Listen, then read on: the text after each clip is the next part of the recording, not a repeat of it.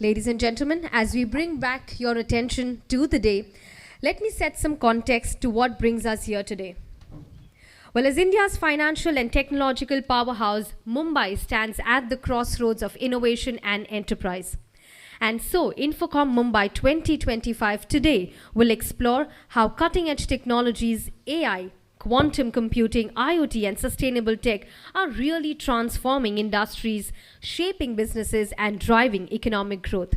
So today, we have a very thoughtful agenda which is curated for all of you, where our thought leaders, industry pioneers, and technology visionaries will converge to discuss, debate, and showcase innovations that are really pushing the boundaries of what's possible. So I must say, from fintech revolutions to smart urban solutions, we have it all for you that will redefine India's digital landscape. And I'd like to take a quote from Henry Ford, who's rightly said that coming together is a beginning, keeping together is progress, and working together is success. So let us together move future forward, leveraging technology today to create a smarter, more connected and resilient tomorrow, which is exactly also our theme for today's conference.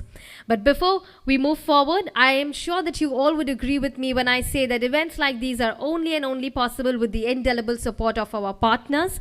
So I would like to thank our partners, our cybersecurity partner, 63 SATS Cybertech, CXO session partner, Tata Communications, our session partner, vServe Infosystems, supported by CXO Cyways, and our knowledge partner, KPMG. Can we have a round of applause for all our partners, please?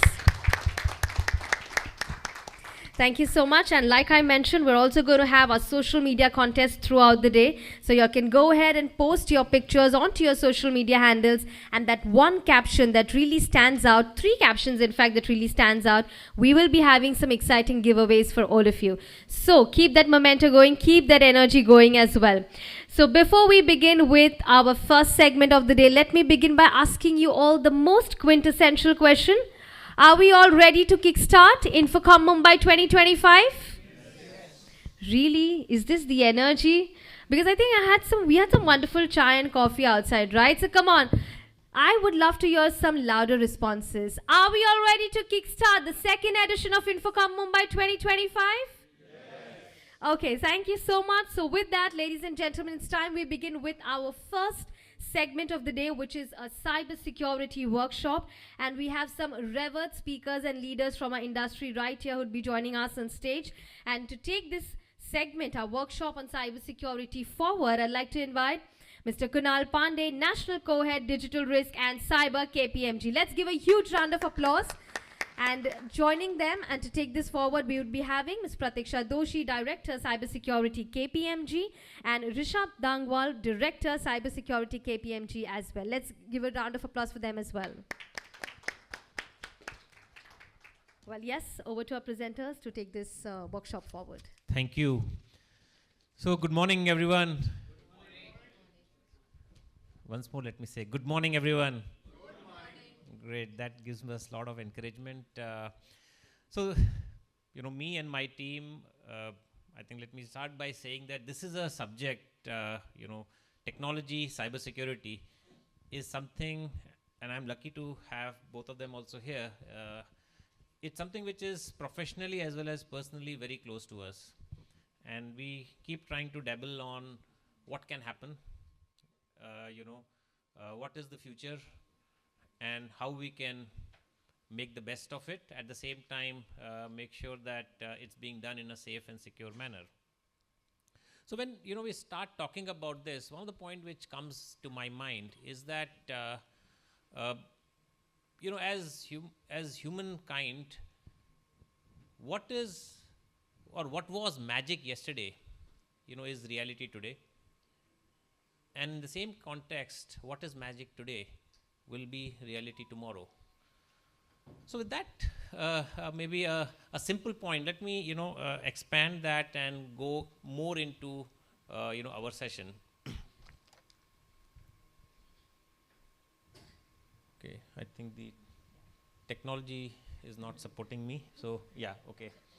So we're going to talk about workshop on the cybersecurity. Very quickly, a bit With the formal side, a bit more formal introduction about me and my team. So I am Kunal Pande, partner KPMG, been with the firm for more than 26 years and look at cybersecurity, financial services and technology. Over these years, have worked with many of you as well as globally with regulators, etc. I have with me Pratiksha and Rishabh. Pratiksha, if you could say a few words about yourself. Yeah, thank you so much, Kunal. And it's great to be here and great energy that we are seeing right in the room. I'm a passionate person in cybersecurity. As Kunal said, that we all love our jobs day in and day out. So it's been a great journey for us. So I'm a partner with KPMG leading cyber defense and incident response, which is all technical security areas, and worked with numerous clients from financial services to manufacturing and helping with some cutting edge incident response and now the AI world as well. What all we can do and what is the power that we can unleash with AI from a cybersecurity perspective. So these are the things which keeps us going. Thank you. Thank you, Rishabh. Thanks. My name is Rishabh. I have been with KPMG for last 10 years. I am a technology tourist and I exist at the intersection of technology, cybersecurity and exciting things. So a lot of things that we do offensively and defensively, we take great pleasure in that and we ensure that it becomes accessible to everybody. Pleased to be here.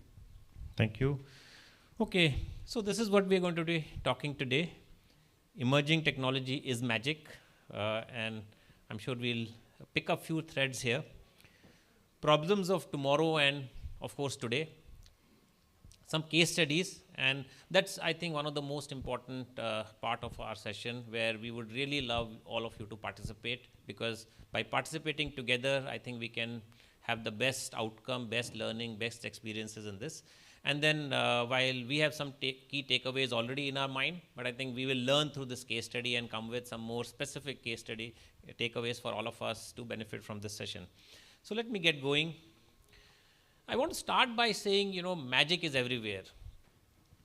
Imagine if somebody who was living even 50 years back just walks around. A lot of things which we do today and we believe is pretty normal would be magical, right? Talking to anybody across the world, seeing anybody across the world with certain things which are happening, maybe participating in a joint maybe get-together conversation where people are sitting across the world. That's pretty normal today, but probably was not even thought of 50 years back, forget about 100 years back. So that's how things are. But let me look at one fundamental thing. In fact, what we did, we said we are in the age of AI. So let's ask AI, what is that one thing which can be most, or which has been most magical for human society or human beings as such? And the answer from most of the AI engines came as, this simple artifact, or maybe the, material behind that, which is glass. So glass is in some sense, magic personified. And while I'll not go too much into it, maybe during your breakout session or the break sessions, you should do some maybe search on Gemini or ChatGPT or Perplexity and understand why I'm saying glass has most profound effect. It is, helping us not just in decoration, not just in, let's say, medical sciences, communication, and so on and so forth. It really has huge, profound effect. But when it started, it was looked at as a luxury item. It was really a luxury item, and in fact, something which only kings and royals used to use. And it was very, very hard to make. It is still hard to make in some sense, but it was at that point in time very, very hard to make. So what is the making of glass, right? Just for some of you who might be more interested in the process behind, it's end of the day glass is sand, silica.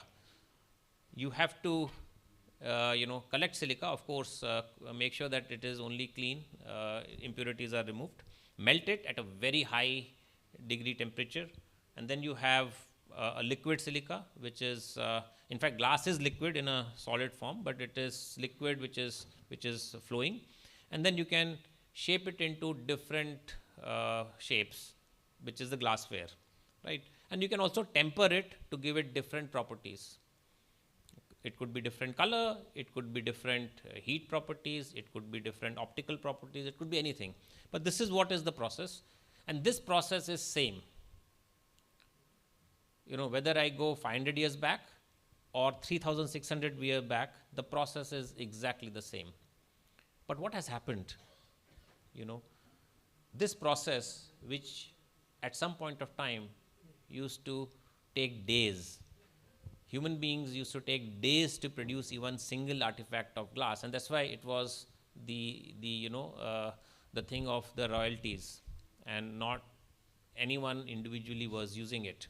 From there, it has gone to seconds to produce. Right, so this glass technology, from a usage, when all of you are sitting here, has been democratized. Now, if you think about, all of you have more than one product which has glass.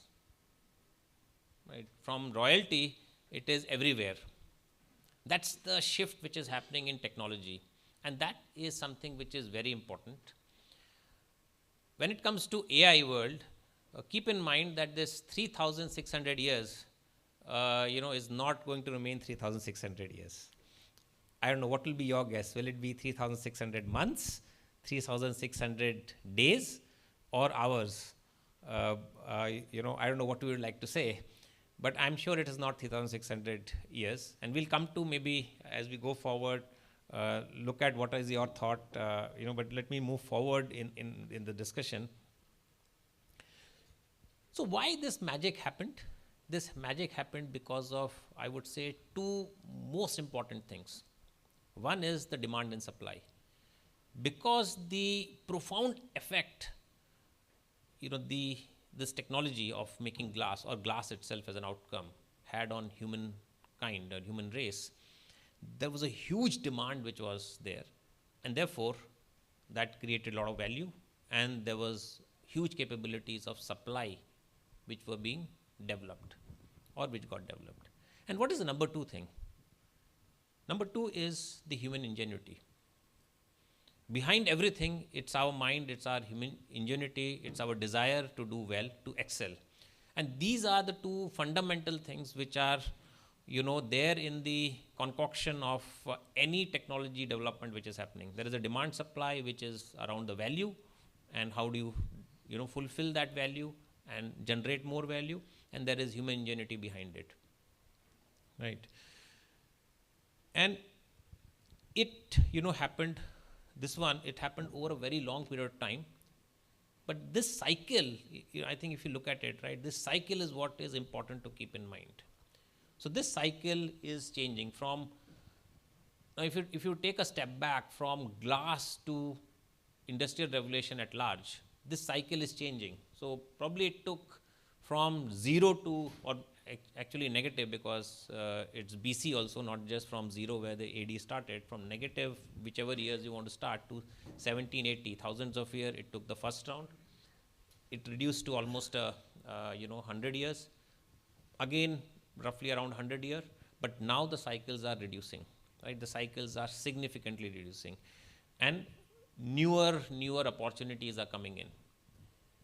Now with all these opportunities, what has also happened is that a lot of challenges also have emerged. And we're going to be talking more about challenges, but the challenges which are coming in because of this magic of glass and the other technologies which have happened, which have influenced our society in various dimensions on cyber and related areas. Now, while that was a very broader context, if I zoom into some of the core areas which we are seeing, and then zooming directly into the main area which we are all assembled here for, the emerging technology of today, if I want to probably at a super simplified level look at it from an information technology perspective, not the entire technology, right? We're talking about AI, more so now agentic AI, right? Where AI is not just listening, analyzing, but doing, right? Doing is a big shift. Quantum computing, things which could not be done, or things could take huge amount of time, can be done very, very fast. Right? High-speed networks, the distance is almost immaterial. And one other thing, this is an example which I use many times. If you think of digital space, right, and you think of, let's say, search, what comes to your mind? Of course, I'm sure everybody will be having Google in their mind, right? You'll probably have Bing. In today's world, maybe Perplexity and others, but how many? Anybody wants to, maybe enumerate 5 search engines? Anyone who wants to raise your hand and just enumerate 5? I said 3, 2 more. Gemini. ChatGPT. Hover. But that's where it ends, right? Maybe 5, 6, 7. And if you look at the market share, it'll be logarithmic scale, falling down. Google at the top and then few others coming, and suddenly you find that it's a long tail, and probably tail also is not long. So when it is high-speed network, when with all this, the entire world is probably one room, not even one village. And that's where the emerging technology is changing. But what also is changing is that what was good yesterday is not good today. How many of you have, heard about this person, Dick Fosbury? I see a hand there from the back. I don't know, we don't have a mic, but... Let me go there. Yeah, okay, you can go there. And sir, since you know him, what do you think of this slide? In the interest of making this much more participative, I would like to ask you also to share your feeling or thoughts which come to your mind when you see this slide. Actually, he has changed the technique of whole world. So yes. Before him, everybody wants to do forward moving and then jump. But then he started the reverse way. He went forward but turned it back and then lift. So that is the technique now everybody is following. Yes, yes. So anything which comes to your mind seeing this slide? Sorry, yes. Game changer, yes. Yeah, game changer. Trend changer. So these are the feelings which are coming to your mind, right? Game changer, trend changer. And other way around, if you look at it, what a lot of people say, what got you here will not take you forward. Or what was good, very good, excellent or sufficient for you till yesterday is not going to help you as you go forward. So this gentleman, Dick Fosbury, he started this technique called Fosbury flip. And Fosbury flip, when it was introduced, it suddenly changed the dynamics of high jump. The world records started, changing. The earlier records were no more useful or no more, up to the mark. It took the benchmark to a different level. And these technologies, I believe, friends, are the Fosbury flip for the information technology. Some of them are, or all of them are already there in some sense, but they are getting more and more democratized, and they are becoming more and more enabled and powerful. So that's the change, which is coming in. And we need to make sure that we are aware of it, and we can take care of it. So what do I mean by saying take care of it is this. So from a cybersecurity perspective, because agentic AI also will be used by the perpetrators or people with interest in misusing, we'll have to look at auto response using agentic AI. We'll have to look at software development and IT operations. So how do you make sure that the operational errors in a software development do not creep in? Right? Many times there are operational errors. We have investigated so many cybersecurity incidents. Majority of them, the problem is not some high-tech tech problem. Right? It's a simple, let's say, a password which was not changed for a long period of time, or there was an asset somewhere which nobody noted. In fact, I'm forgetting the company, the US giant, where through the AC duct, Target. So Target got attacked. It's a published case study where the attackers came in through the HVAC system, because everybody felt that HVAC system is of no use, but it was connected to the network. From there, the perpetrators had come in. So How do you make sure that the development in terms of good practices is industrialized at scale everywhere, not even one miss? How do you make sure operations are 100% comprehensive? Again, you need to use AI. Autonomous in terms of navigation.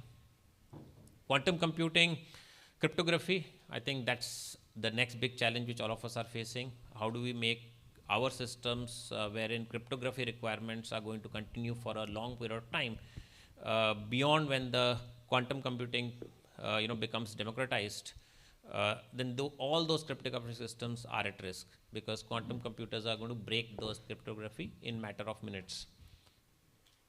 Financial modeling, we'll be able to model much better, and people who have good capabilities here will be differentiated significantly from others. So we'll have a search engine result there, right? So some few good people who have significantly good capabilities will rule the market, 95% of the market share, rest all will fight at 5%. There is drug discovery and simulation going beyond, in fact, information technology realm. And high-speed network, we have all these capabilities there where distance is no more, a context. So this is where the changes are going to happen, and it's very important for us to keep in mind that there are fundamental shifts which are happening here, and whatever we were doing yesterday are not going to be sufficient, and these changes are coming much faster. We are seeing lot of attacks coming in by perpetrators using this dynamic. Of course, more of AI, high-speed networks are being used. Quantum is yet to get out into the open world in a significant manner, but that's just matter of time. Yes.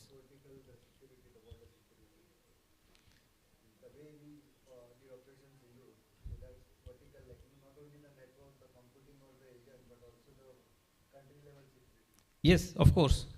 So that's why I was saying that these three technologies are like Fosbury flip. It's going to change everything. In the war today, what Ukraine did to Russia, it would have been unimaginable that technologies which per se were not even thought about even 10 years back is changing the dynamics of a war among two very large global powers. Russia is a global power, Ukraine is being supported by so many, right? So it's changing the dynamics. By the way, I just wanted to take 30 seconds on that. When the war started, and in fact, drone warfare, we used to think that, hey, it is going to be something that is going to probably have some LMGs or have some form of explosive that might be dropped. Nobody even thought about that, and the only deterrent against that was electronic jamming, electronic warfare, right? There's a lot of startups, even in India today, which specialize in defense tech, and they specialize in descrambling and electronic warfare against those things. But then, what was the game changer? The game changer was fiber optic cable. I used to be a telecom engineer long time back, and at that point in time, we used to do fiber splicing. And fiber splicing used to be a very delicate effort, right? Zara bhi mudgi, kharab ho jayegi. Now they have created a new grade of optical fiber cable that can be attached to drones for 40 kilometers. It can fly in any form across eight freedoms, as we say, right? 8 degrees of freedom, and it will not bend, and the operation will be completed.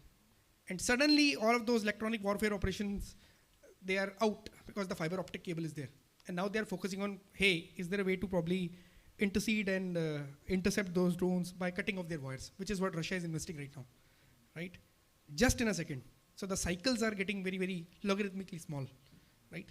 And it is also a clean segue into this. This is a real quote, right? In 2003, when not every phone had AI, right?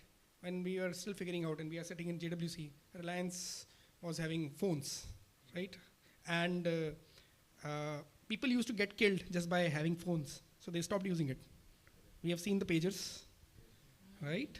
But it used to be very recent. It used to be true at that point in time as well, right? So they stopped using, and this is a direct quote from Taliban commander, and it was attributed to Michael Hayden as well, who used to be the director of NSA at that point in time. And they said that, hey, they stopped using mobile phones because we would hunt and we would kill them. They're all metadata, quote unquote, right? No, I think even in Operation Sindoor, lot of times drones were sent across from both sides to do a digital fingerprinting of where are the defensive mechanisms, right? So this, it's like a very interesting, you could say, paradigm where the same thing has a huge value accretive property as well as a value destructive property, and we need to be aware of both sides. It's not that we and the also the other thing is that we can't not use, because if we don't use, then we are anyway out of the game, because people who will use successfully will be far ahead. So we have to use, and we have to be aware of these dynamics. Okay, so what do you think are the emerging cyber problems of tomorrow? So with all this, I think some of it will be already there in your mind. We're trying to put few thoughts here so that we can put some structure in the thinking. But let's see what are the emerging ones. Let me see how many you have guessed. So AI, machine learning technologies. This is one of the clear problems which is there, and it has multiple dimensions. How do you use AI in a responsible manner? It should not do something untoward which you don't want, because you have not taken some steps to take care of it, which is in a more structural way is said responsible AI. Right? If you're not following responsible AI practices, at the same time your competition or perpetrators can defeat you by using AI. Cloud technologies, democratization of technology, it is very easy to use by anyone at a fraction of a cost. See, this in the MBA class we used to study about this problem of having to invest a lot of capital to enter a particular industry. So you had a capital advantage. With cloud, some of those advantages are gone. Convergence of IoT and OT. So it's no more just tech space, which is only information technology. OT is there, and now it's going into our personal life. So a lot of us are having variables.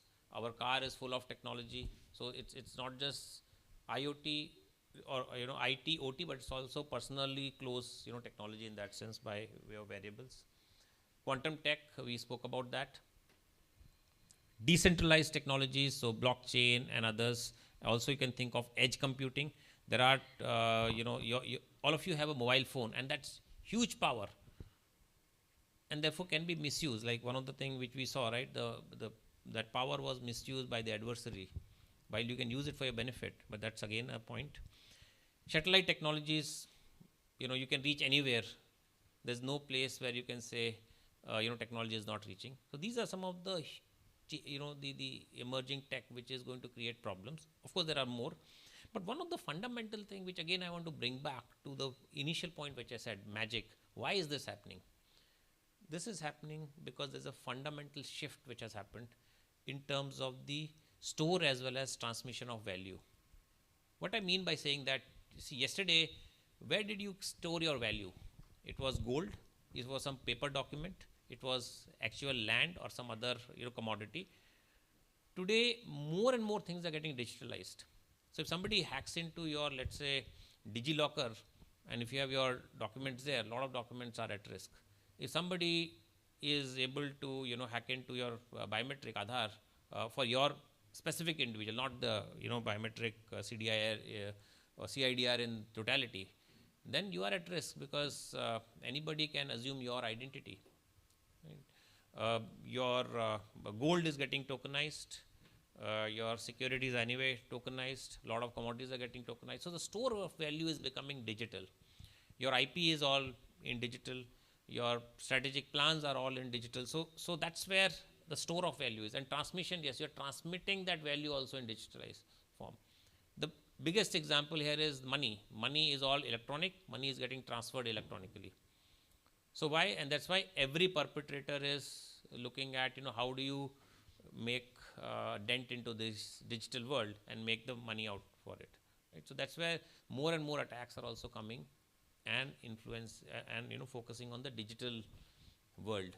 Physical world attacks are becoming lesser and lesser relevant, and that's an important thing which we need to keep in mind.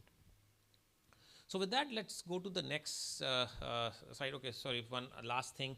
While there are so many technologies, we thought we will talk more about AI among the three, today is because while all three are very important, AI I think is attracting a lot of attention, and in fact Davos also, when there was a poll done, 66% of people said that AI is something which will affect the cybersecurity most in next 12 months.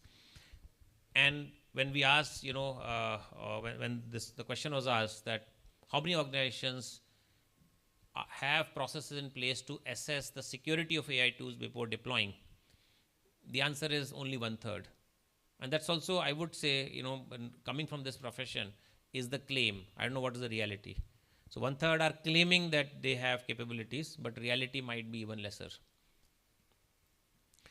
Okay, so with that, let's move forward in terms of some more details on what are cyber criminals, using emerging tech for. So evolving attack vectors, we are seeing ransomware, software code being developed using AI. Non-sensitive data encryption. So data encryption, there is again, see, AI is changing everything from a exponential perspective. So it's like if earlier something took X amount of time, with AI it is a fraction of that X. If earlier you need X amount of capability within your organization, AI is a force multiplier. You can do the same thing very fast. So your non-sensitive data encryption, the cost of doing that is reducing. Spray and pray, because you're not spending time. In fact, this Nigerian email attack, what they do is they send first emails as a spray and pray. The email is so simple to detect that anybody who is even slightly aware will be able to detect. And then they do it for a purpose, because they want to filter out all people who are even little bit aware, and they will catch them in the step 4 or step 5 before they can actually get the money or extract the money out of the victim, because otherwise it's so much of money being spent, right? The first step is near zero. So they are doing the step 1 with almost zero cost to filter out all the people who are, if I could say, quote unquote, little aware. And the people who are completely unaware, ignorant, or they're getting enticed by the offerings which is there, they only reach the next round. So it's, look at the cost benefit analysis from the perpetrator's angle, and AI is allowing that. AI powered exploits, ransomware as a service. So a lot of these are coming in, and we need to be aware of how we deal with that. Okay, so picking on some of the AI threats in a more structured manner, I think deep fake attacks and synthetic media fraud, this is something which is coming in significantly. We are seeing successful attacks where the way in which the two people were interacting, that has been understood and simulated by AI, not just the voice, the text, but the context, everything is being simulated. AI augmented cyber attacks, AI augmented cyber attack could be, let's say, at a personal space, your kid crying and asking for help, but actually it's an AI. And this is not, I'm imagining, these are some real things which have happened. Hallucination and misinformation in critical decisions. There have been a lot of such situations, which is not really a cyber attack, but a potential risky outcome of an AI system. AI contamination, data poisoning attacks. AI is all about data. If your data is contaminated, your AI outcome will be contaminated. Till yesterday, you did not have a concept of training data. Today, training data probably is one of the most important things. So, that's an area. Autonomous system exploitation, rogue AI, and that's more of, I would say, even at a humanity level, how at a humanity we control rogue AI. So these are some of the things which are coming in. With this, let me invite Rishabh to take us through next few slides. Start with the Ferrari example. Rishabh, over to you.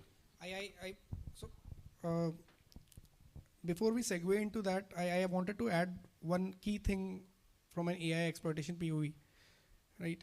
Previously, what used to happen was that we were treating artificial intelligence as something that we can chuck things to and it will give us intelligent output. I need code for an exploit, it will give it to me. I need code for a boilerplate software code, it will give it to me. But what is going to happen is that over a period of time, the AI will be, I'm not sure if you have experimented with Gemini, or I'm not sure if you have experimented with ChatGPT at a code level, But if you ask Gemini to create an image or create a code or create something, it is hyper specific. Open AI's ChatGPT is a bit more forgiving. I mean, if you ask Gemini that, hey, create an image for X, it will only create an image for X. It will not use his own intelligence for that. But OpenAI it will use some form of intelligence. So even for attackers, or even for software developers, for legitimate use cases, and I'm coming to that because it is allegory of that as well. It really happened. What happens is that if you ask them for an input and you're not knowledgeable in that input, what is going to happen is that you will never be able to judge if that output is great or not. And then it becomes an age of AI slop where substandard code, both from an offensive point of view and both from a defensive point of view, will become the norm. So if you are capable, it becomes a capability game, and your capability in the age of AI becomes a hyper leverage. While the tool will automate, but your knowledge will give you that leverage. And this is what exactly happened in the age of AI, wherein as humans, can we really understand somebody? So for example, if I call Kunal and I always say, hi sir, how are you doing? But if I say Kunal, then he will be immediately suspicious. And this is what happened. What really happened was that the CEO of Ferrari, the CFO of Ferrari, he got a call from the CEO and said that, hey, for that contract, there are some changes, and can you please transfer X amount of money to this? Just give me your approval, and you just need to approve it, right? And things are going well when the CFO suddenly got suspicious. He sensed that something is wrong, and he said, hey, I'm really sorry, in a very polite manner. He said, I'm really sorry, but I must authenticate you, quote unquote. And he said that, can you let me know the name of the book that you recommended last week? And the line went dead. Right? Practically. In fact, so that's how we authenticate, right? And the mistake was the attacker didn't really use the short name. So the people who know me, they call me Rish, right? They don't call me Rishabh. So if my brother calls me Rishabh, I'll be immediately say, hey, what happened? Is there some bad news, some good news, or XYZ? But if he calls me Rish, it is very simple. So in the age of AI, authentication, right, will become the key. Reconnaissance will become the key. The capability, the knowledge that you have out of the box will become key. It will become force multiplier. AI will make it happen. But can you really judge the quality of output? I'm quite sure if the attacker would have done some research or recon on the CFO and CEO interviews, he would have seen and identified that, hey, they are not using full names, they're using short names, right? And that would have become a much more greater strategy. Not that I'm advocating for that, right? So I would also like you to take you through a couple of more case studies, right? This has become a nuisance right now.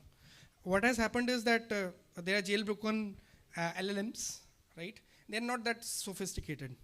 What really happened was that once DeepSeek was released, and the ability to demonstrate, I'm not sure how much of that is true, but the ability to demonstrate that it can think was put in the public forums, and it was the first truly mature model to be completely free and completely trained.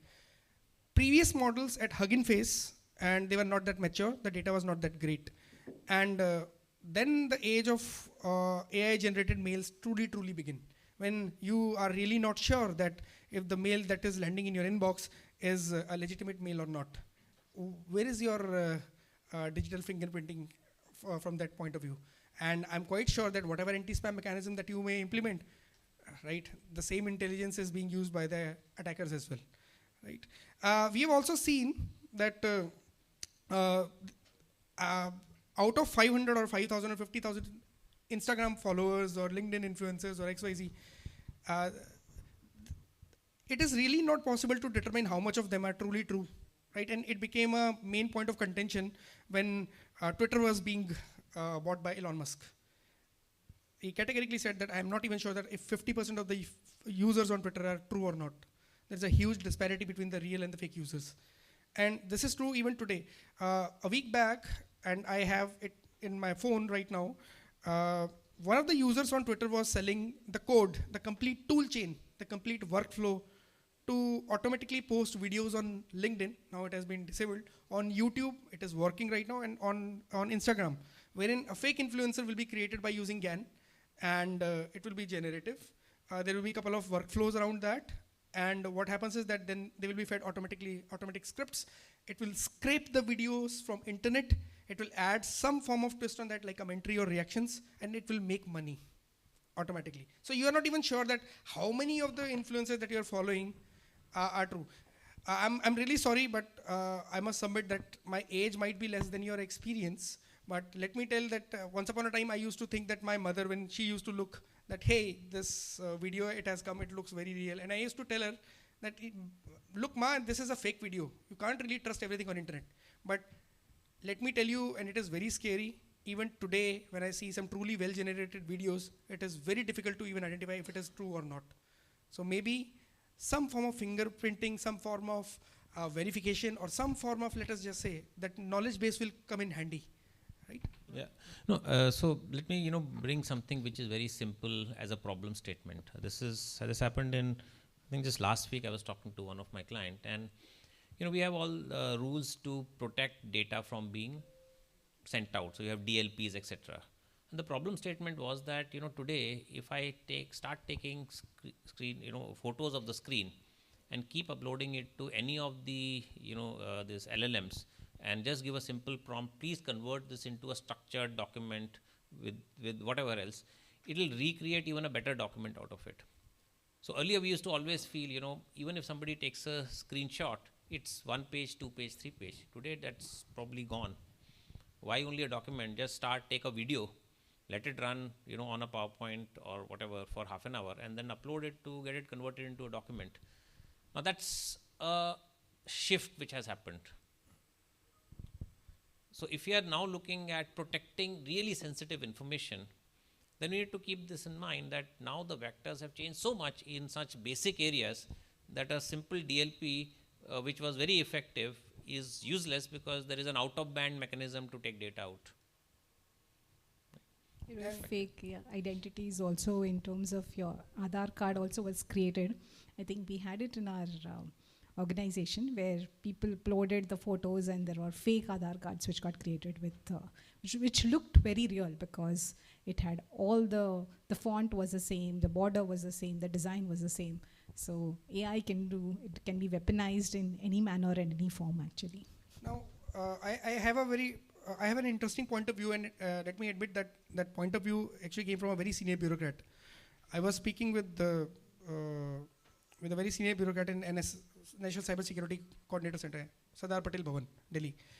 I had the same point of view that, hey, I can create Aadhaar cards. मैं महात्मा गांधी का Aadhaar card बना सकता हूँ आज की date में, right? I can do whatever I want, and now anybody can do that. Previously, you used to have forgers. I'm not sure if anybody would have the pleasure or to meet those guys, but we used to have forgers who used to take every very careful things to create passports, dog-ear them, right, to make them look authentic, the IDs and everything else. Now everybody has the authority or the power to do that, right? Now what happened was that when I put this point across now, the gentleman, and he's a very, very serious bureaucrat, he said, look, we used to have these capabilities even before. Now the scale has changed. But ultimately it will come down to only one thing.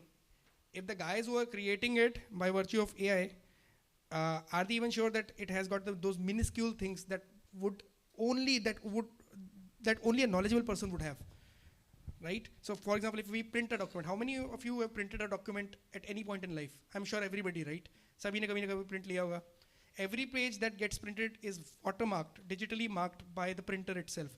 So in case if you have a printed copy, you can take it back to the forensics experts like us, and we can tell you कि ये किस model से print हुआ था, उसमें serial number क्या था, वो model कब release हुआ था, वो किसको बेचा गया था, by virtue of that GST and everything else.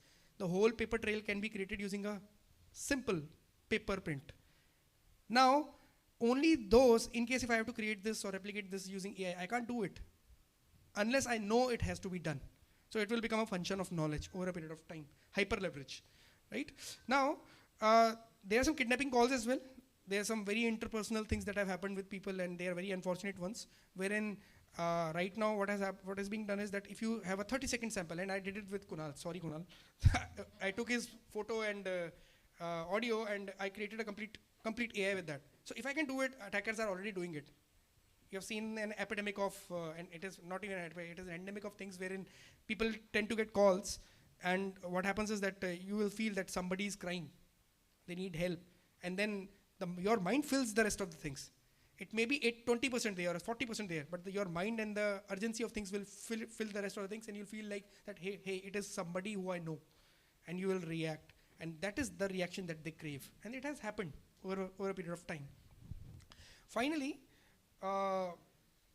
what really happened was that now it is not a news story, but ultimately, and it could happen to anybody, but there are a couple of cases wherein the code was uploaded to certain, like ChatGPT or maybe Copilot for that matter. When Copilot was released, the biggest issue was, I can see a lot of old people. Have you heard about a game called as Doom? Anybody?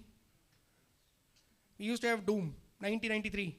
We used to have LAN parties, 1999. Now Doom was a video game, and a spin-off of that game was Unreal, right? Unreal Tournament 1 and 2. I still play video games. So there's a very specific piece of code that is used to calculate the foundations of the game engine, right? It's a very, very popular hack. It's a 7-line hack that can quickly create that what is the scene going to look like in a very underpowered computational hardware. So imagine you are having Athlon or Celeron processors. They are not even produced right now, but imagine you could run highly, highly intensive, graphic intensive games because you had a floating point magic hack there at that point in time. It was proprietary. Now, you know what? When GitHub Actions and Copilot was launched, and you simply put up that I need something, it simply copy pasted that code because somebody uploaded that code. Somebody trained that code. And it became worse. If you ask for credentials, sample credentials, some of the credentials were valid as well. Now they have put up some guardrails, but data is the new oil. You need to protect your oil. And that's what AI is all about. While AI will help you, AI is that car that will take you from point A to point B, where you used to have a scooter. But maybe that leverage will come in handy if you really know how well you can drive, right? Kunal and Pratiksha. Thanks. So Pratiksha, I will request you to come in here, and Pratiksha will share with you, from an AI security strategy, what should be done. Before I hand over to Pratiksha, I just want to say one thing. If you think of maybe something which is close to me now, in my family, competitive exams in India, right?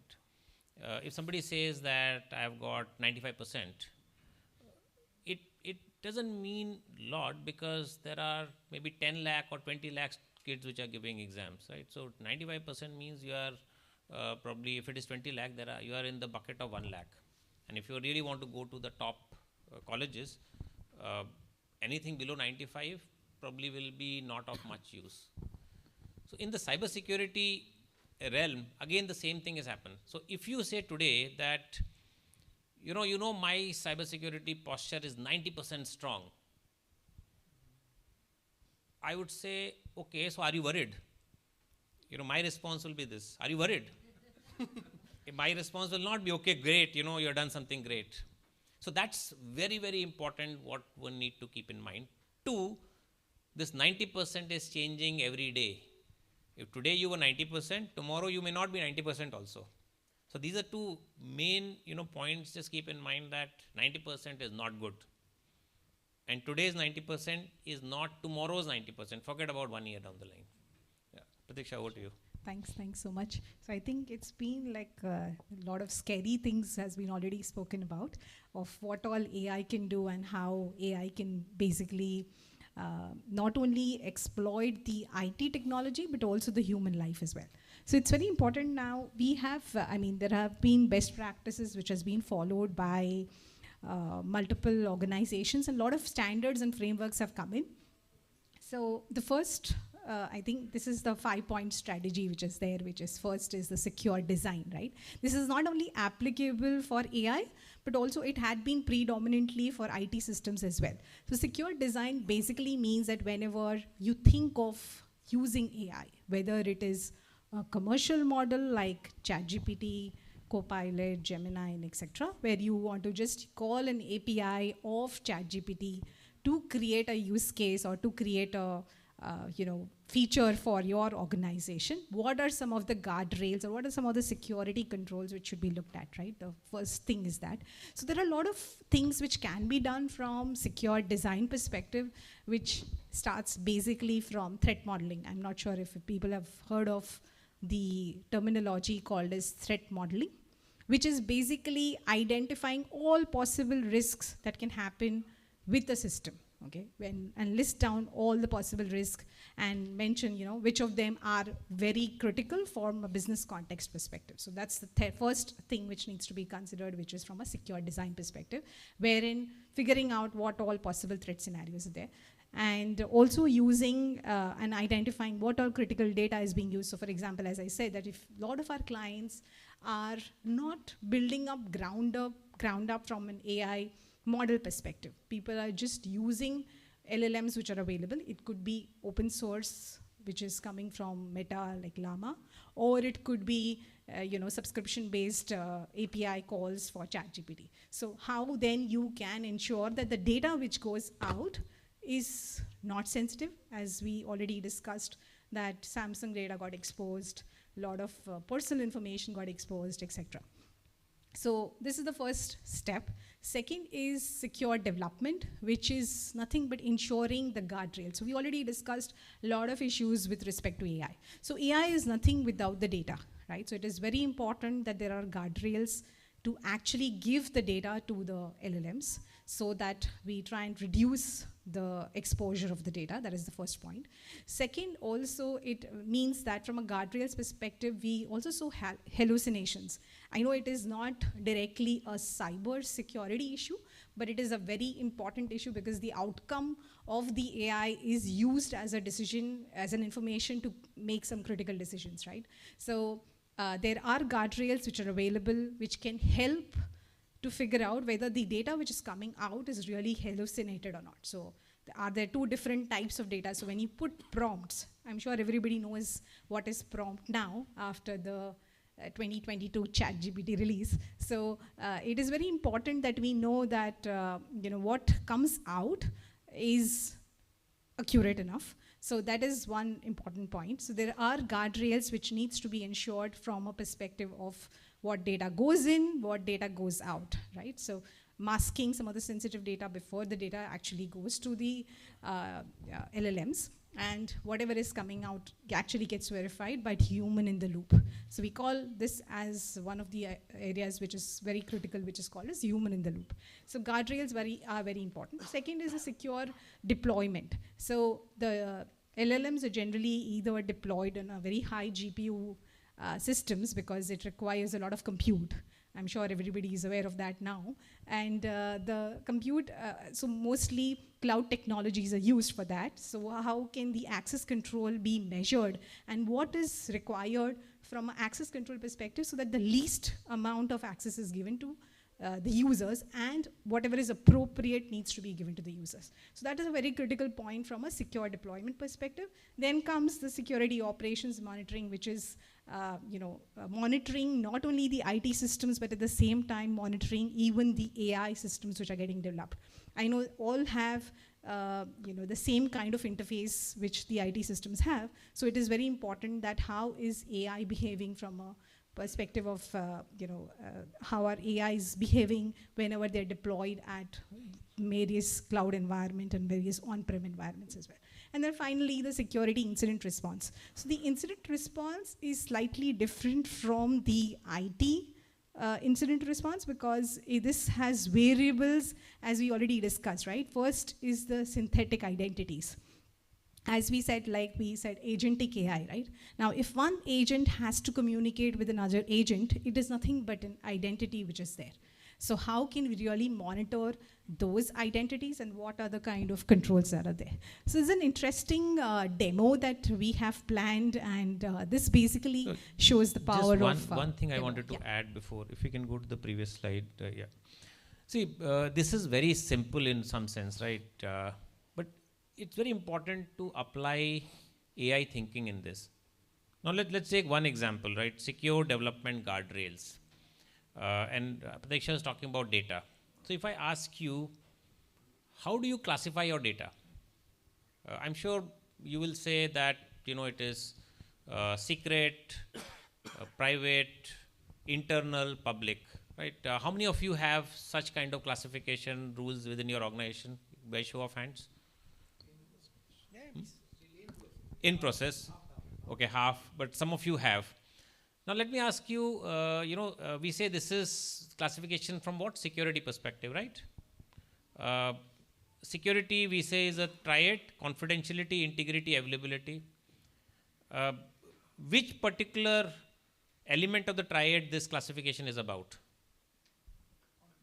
Confidentiality, right? Now let me ask you, from an integrity perspective, have you classified your data from integrity perspective? Any show of hands?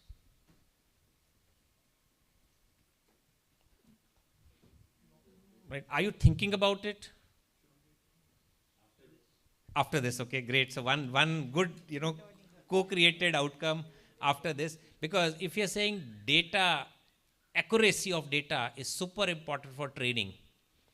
Imagine that your training data, just the pin code has been changed a little, right? Instead of 4400, 104, which is the pin code for my home, the first 4 is replaced by 5 in the data set which you have. And now you're training your LLM or you're doing your analytics on that. Then your, business decisions of which geographic area to go and target will be profoundly different, right? But are we looking at that? What is the classification from an integrity perspective? With AI, some of these fundamental shifts are really, really there. And we need to start thinking from a larger context, right? So that's just one example I want to give. And you can apply some of these things across. In one way, we're not talking rocket science. But other way, it is rocket science because you have to get out of your normal way of thinking. Whatever you were thinking yesterday, you have to first, keep it aside, go to first principles, apply these first principles, and then see what are the various risks which are there from a threat hunting perspective, what Pratiksha said, and then apply these principles. So just wanted to, get some example in the mind, to say. I think I see a raise of hand. Yes, sir. Yeah, I just want to ask one question, right? So technology is changing day by day, right? I mean, we are seeing that just couple of months back, everyone was talking about generative AI. Now the generative AI has take a step back and everyone is talking about agentic AI, right? I mean, although the generative AI is a part of agent AI, but yeah. So when we are building these policies around securities and guardrails and all, right, this also needs to be changed. For generative AI, what I have thought in terms of threat or something, right? Now it is beyond that, because now we are talking that agents will do end-to-end, right? So are we facing challenges in upgrading these policies and getting adaptive and making sure that industry is following the right policies? So how these policies can be communicated in a better way across the industry, means, are we thinking around that line? Because there will definitely a gap, because technology is changing day by day, right? So sure. I think thank you for asking that question. And in that context, I can say in this room, one person is definitely thinking, which is you. So which is, and I'm just saying it in a lighter way, but I'm sure many of you are also thinking about it. So I, the point is also not just about thinking, it's about acting. Now, when you say acting, you need to have some governance capabilities. You also need to have some technology capabilities. Because just having governance capabilities in an AI scheme of things will not really, give you the desired outcome. So if I want to say that my data integrity needs to be up there, how do you really check data integrity? Right? Are there some mechanisms you're using? And those mechanisms, again, can be built using AI. Right? You can leverage the same capability to do it. And if you want to really build it at industrial scale, then you need to apply it at a organizational level. So my point is that, yes, that's a challenge. Okay. But I think it's a challenge which needs to be, incorporated into the organization the solution to it has to be built and incorporated, imbibed into the organization. Because, it's an old way of saying, which is the most secure computer, right? You put it into a tijori, right? And cut off everything. That's the most secure, but that's zero value. So we are in an era where we have to leverage and therefore what you're saying is a problem, and there is no silver bullet which is an answer, but a framework driven approach using AI, but also doing some first principle thinking to understand what are the threats. So Pratiksha started by saying threat hunting. What are the threats? Unless and until we do a very whiteboard thinking on it, or leverage some of the models which are already available in the market, you don't do everything on your own. What might happen is you miss out some parts of the threats. So there was a question which was coming from here also. Yeah, just on a lighter note, right? Yeah. Sometimes I start thinking that I'm not an engineer and I'm a doctor or a lawyer, where I need to learn each and every day I need to keep learning on new disease, new laws, etc. Right? So I think what comes to my mind is I don't remember the name, but our I think general or CDS, in fact, right? I remember CDS in his interview in Singapore said that on the day one in the Operation Sindoor, we did something as a tactic which had some challenges, but we took the feedback, revised our tactics, and went ahead and had the success. So look at it, in a agency which is like a Indian Armed Forces, 2 days they had to revise. 2 days, that's all they had. Sorry, yeah. I think. Yeah, just one point to, I think what you're trying to highlight is, yes, but the industry is also trying their best as well, because see, there are a lot of agencies which have already tried in US, NIST is one of them. In UK as well is NCSC. So they're all trying to come up with a framework which can be adopted by a lot of organizations, a lot of government agencies, and also it can be adopted at scale, yes, but there has to be a contextual version to it which has to be created for your own organization. So there are a lot of developments happening from that perspective as well. Thank you. I think you have a mic. Yes. So I just want to add to him, today if you see the tech giants like Microsoft, they are saying the first workforce for them will be an AI, right? And obviously because they have been a tech giant, they know how to segregate the data. It doesn't goes to the public, but it is not possible to do in SMB, and how much you tell the you create an awareness, right? Developer has a shorter time to deliver, and they will 100% go to ChatGPT to get their half of the work done. So what is your I would like Samsung, you just showcase the case, obviously some of the developer had a shorter time for delivery, he would have gone and done. What kind of awareness do you feel we should create, and how should we make sure if any data, if still our developers are still putting our data there, and they are still using ChatGPT for getting their work done? So what is a way as a CISO, what are the ways we can track it? It's very difficult to get into each and every developer and see every day how much codes they have been writing, what are they getting from there, and whatever you block, there are multiple ways for them also to get the data. So what is your strategy for that? So I think I'll share with you my personal thoughts in this, and these are something which will evolve, right? So number one, I think in this is that if you are using, if you have developers in-house and they are using some of these AI models or to develop, where they are also using some external sources to gain in the speed or some capability to develop faster and better. First thing is that these developers and their need is like water, so it is going to definitely flow. If you put all the banks and not allowed to flow, it will overflow somewhere. So in that sense, you have to give an organization-wide mechanism to be able to develop in a good and quality manner, right? So means you have to enable them with tools and technologies to allow them to do what they are supposed to do. Only restricting will mean they will find some or the other way to go out. So that's number one, which is sometimes counterintuitive. They want to misuse, but to remove the misuse, you have to give them a approved mechanism to use, which gives near equal capability of the open, right? So that is number one, which is very important, because otherwise you can't contain a human, and that to a developer who has a lot of ingenuity. He or she will defeat whatever you do. That's number one. Number two, with that you also build some guardrails, which is where you have some technology capabilities to build. Maybe you put some segments, put some more monitoring capabilities so that you know that things are not going out.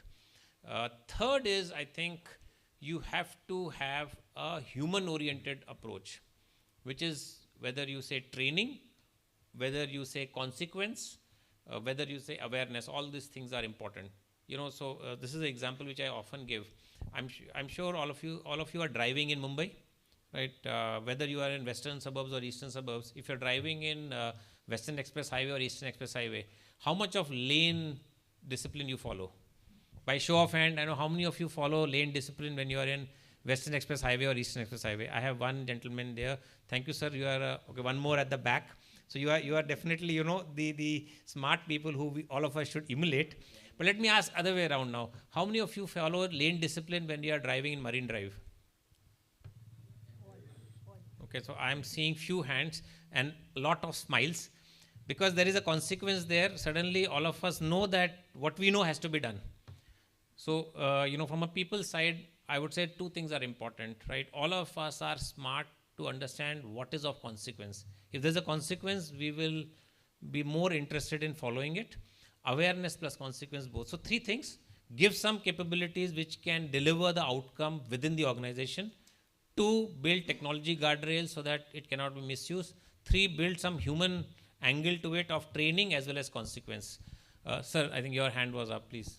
Yeah, maybe just one point to add here. So we're working with our tech software development client. They have similar problem statement which we have. So they're also building a lot of softwares, and a lot of applications are using AI. So AI is generally used for multiple use cases that they've developed. They are in life sciences, hospitality management, etc.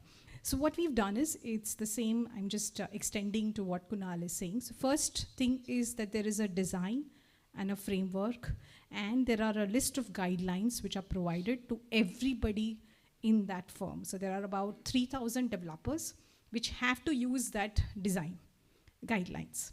Second, when they start thinking about that there is a AI use case which they want to develop, they come back to the security team, which is a central function. There is a quick risk assessment which is done to really understand what is the kind, are you leveraging open source, are you leveraging the enterprise version of the AI model, or are you using just an API call, etc. And what is the data which is really going to go, okay? And are we compliant as per that organization is heavily operating in the European region, so GDPR comes at, that has to be compliant as per GDPR regulation. So that's the second thing that we do. The third thing that we do is, when the developers start developing, right, there is a process. I'm not sure people are aware of this concept called as CI/CD and DevSecOps. So as part of that DevSecOps, there is a security source code review which is done to really ensure whether the coding which is done is as per the standards or not. And the last part is the adversarial, which Rishabh also said, which is adversarial red teaming, which basically ensures that when the code is developed and the final product is developed, is it really from all the AI risk that we highlighted, which is data poisoning, model extraction, model evasion, etc. So these are the steps that we approach, and there is a step-by-step process which we follow at every time in that whole process of development. Thank you. Thank you. Yes, sir. So Kunal, just to add to what you were saying, just taking a cue from that, this is a very self-coined acronym, and I get questioned on this a lot of times. So, the approach I use is pretty simple.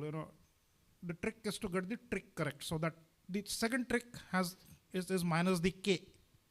So it is TRIC.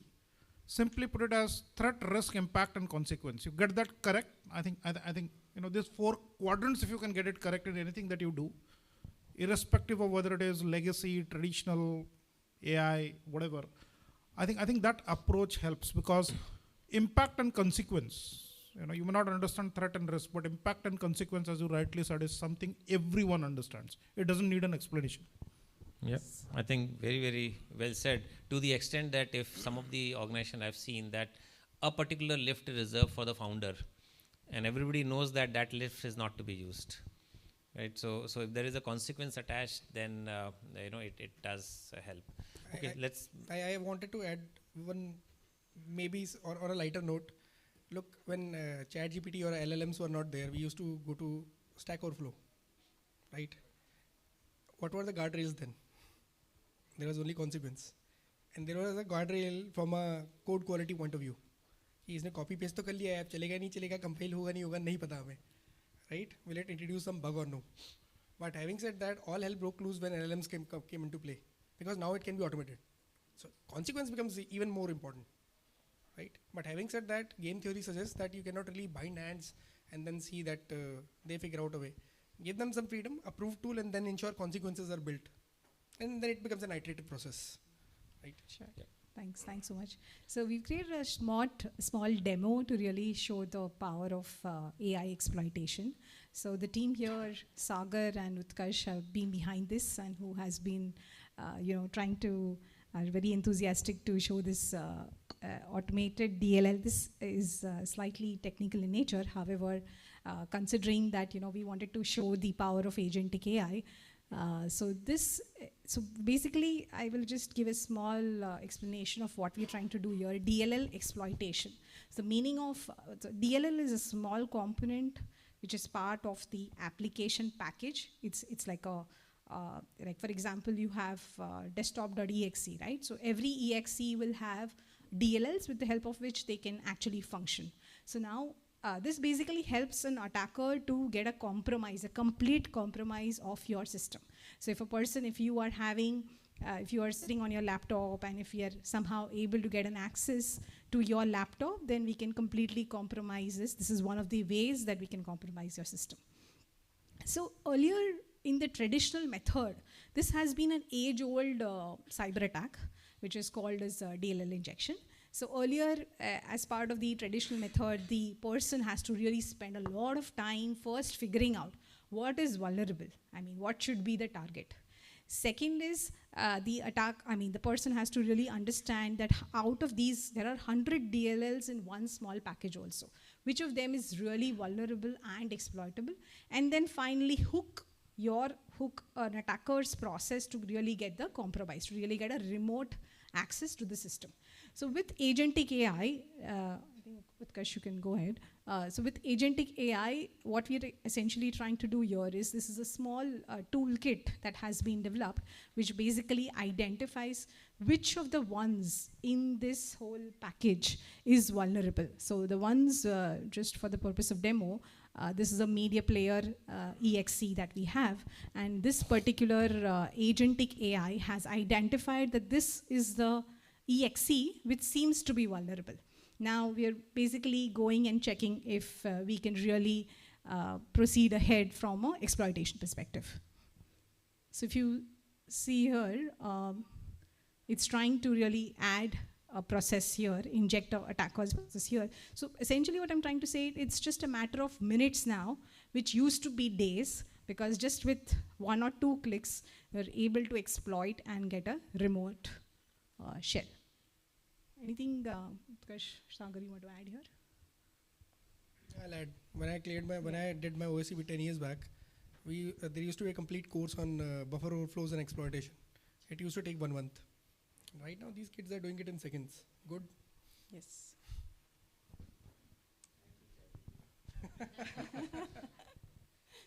That's why we are here. Huh?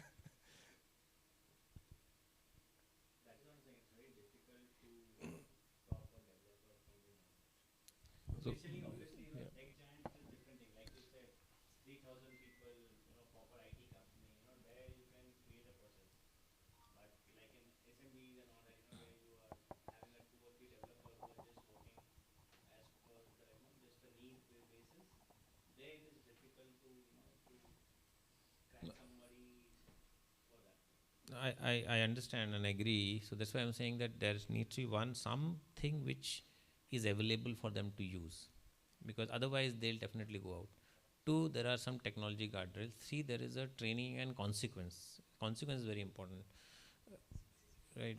So these three things have to be done again and again to make sure that you are reducing the risk. I'm not going to say you'll eliminate, but you'll reduce.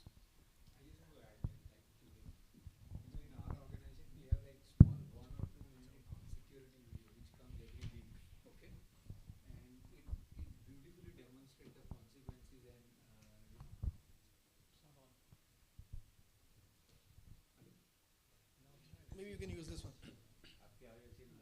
It beautifully demonstrate the how the phishing attack happens, and how you create the impact and what is the damage and all those things. So it's just by spending 2 minutes, and I always I skip all the emails, but I definitely take time to go through those 2-minute video, and some of them are in my favorites, so I keep watching them. No, very, very nice. I think some of these needs to happen, and videos have to be of the quality which are like reels, so that people are really interested in seeing. Yeah. So lot of things are there of that nature. Yes, sir. Hello. Hi, this is Vishal here from 63 Sats. Very interesting topic, and I'd like to add my 2 cents on this. So what we see here is any developer or DevSecOps nightmare. It's a nightmare. We are just thinking here, and they've already, I think most of the hackers are much ahead of us in terms of say 10 years, 15 years, 20 years. If you go to China, you cannot even compare them. So we are just thinking about it, they're already doing it. And it's just not there in the media. Because I'm in cybersecurity, I have a cybersecurity, we are in cybersecurity field, we know what information is coming to us. Daily there are so many attacks that doesn't come in. So as ma'am said, there are a lot of frameworks, guidelines, everything needs to be put in. But it should be a mandate for most of the companies. So it's a small company, a big company. Tomorrow any small company will become a big company when it's acquired. They'll have to follow certain guidelines. So it's better start now. DevSecOps is important. And shift left is very important. Sure, so no, thanks. So thanks. at the time of coding, you need to have, yes, thanks. Okay, let's move forward, Pratiksha.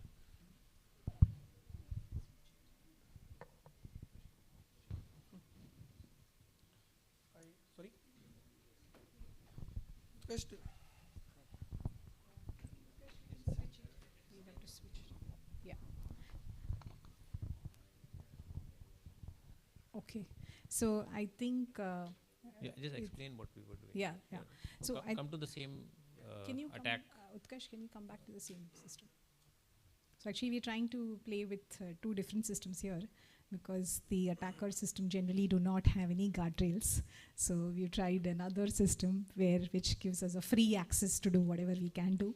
Okay, so what we're trying to do here is this. If you see the file name, which is dll.libx265.dll, where we have injected, this is the file name which looks vulnerable, where there is a possibility of an injection. With this file, if you see here, the exploit is successful. We have inserted our own file here, and we are able to get an access, which is in this particular jellyfin media player.exe. So this particular exe file will provide a remote access. So we will get a remote control onto the system which we are trying to exploit. So just by 2 clicks, we are able to get an access to your system, which used to be many. See, it's as I told you, it's a traditional method of attacking. It's used to take us a long time for us to really figure this out, and there are not many people who are. I mean, it is time that we are able to do it very faster. Second is, it does not require any skills now, which earlier we had to really, as Rishabh said, we had to really study. We had to train ourselves. Certification had to be done, etc., to achieve that kind of knowledge. Now it is pretty much at scale, and with less knowledge, we can achieve whatever is possible from us. So it's also, the reality also is that AI has a very, very good memory. Once done, now it can be used anywhere else by just repeating, right? So we may forget what we did, or it will remain with only 1 or 2 people. But with AI, it's there in the model. So anybody, if this is a KPMG test bed of testing, now any tester can easily use this, because it's now part of the AI, training and learning. In fact, I'm sure you've heard about HackerOne, right? The bug submission platform or VRP platforms. Right now, I won't name the top 10s, but you just go through the top 10s, and out of those top 10s, at least 2 are AI agents. They're identifying bugs, submitting it, training on the data that is being provided, right?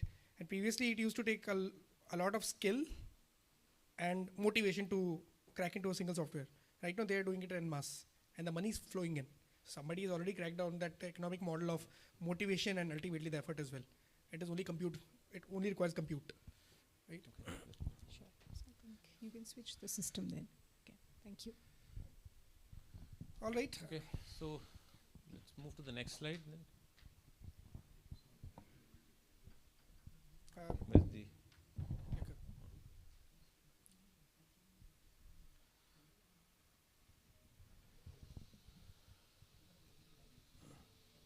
Okay, so we saw the AI demo where the whole idea was to give you a glimpse of how easy it is to do, and then it becomes industrialized because now it's there in the code. Anybody can just replay.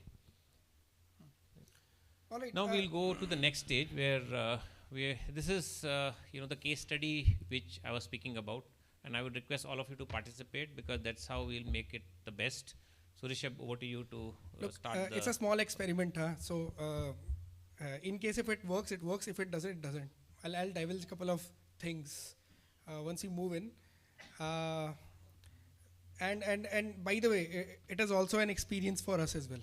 So once you have logged into this, you let us know. Just give me a show of hands when you have done it, right? Can everybody please use your mobile and log into this www.cybertales.co.in, and the join code is 110099. Anybody who's having trouble accessing it? Yeah, it says you are hacked. I mean, you have the itni jaldi.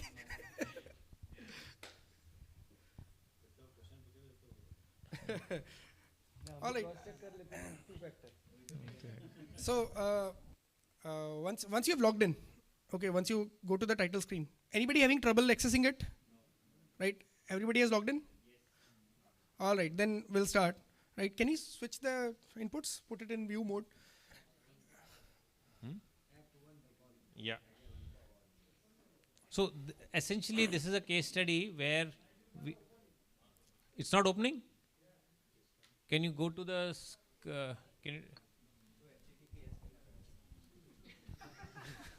मैं देख के आता हूँ.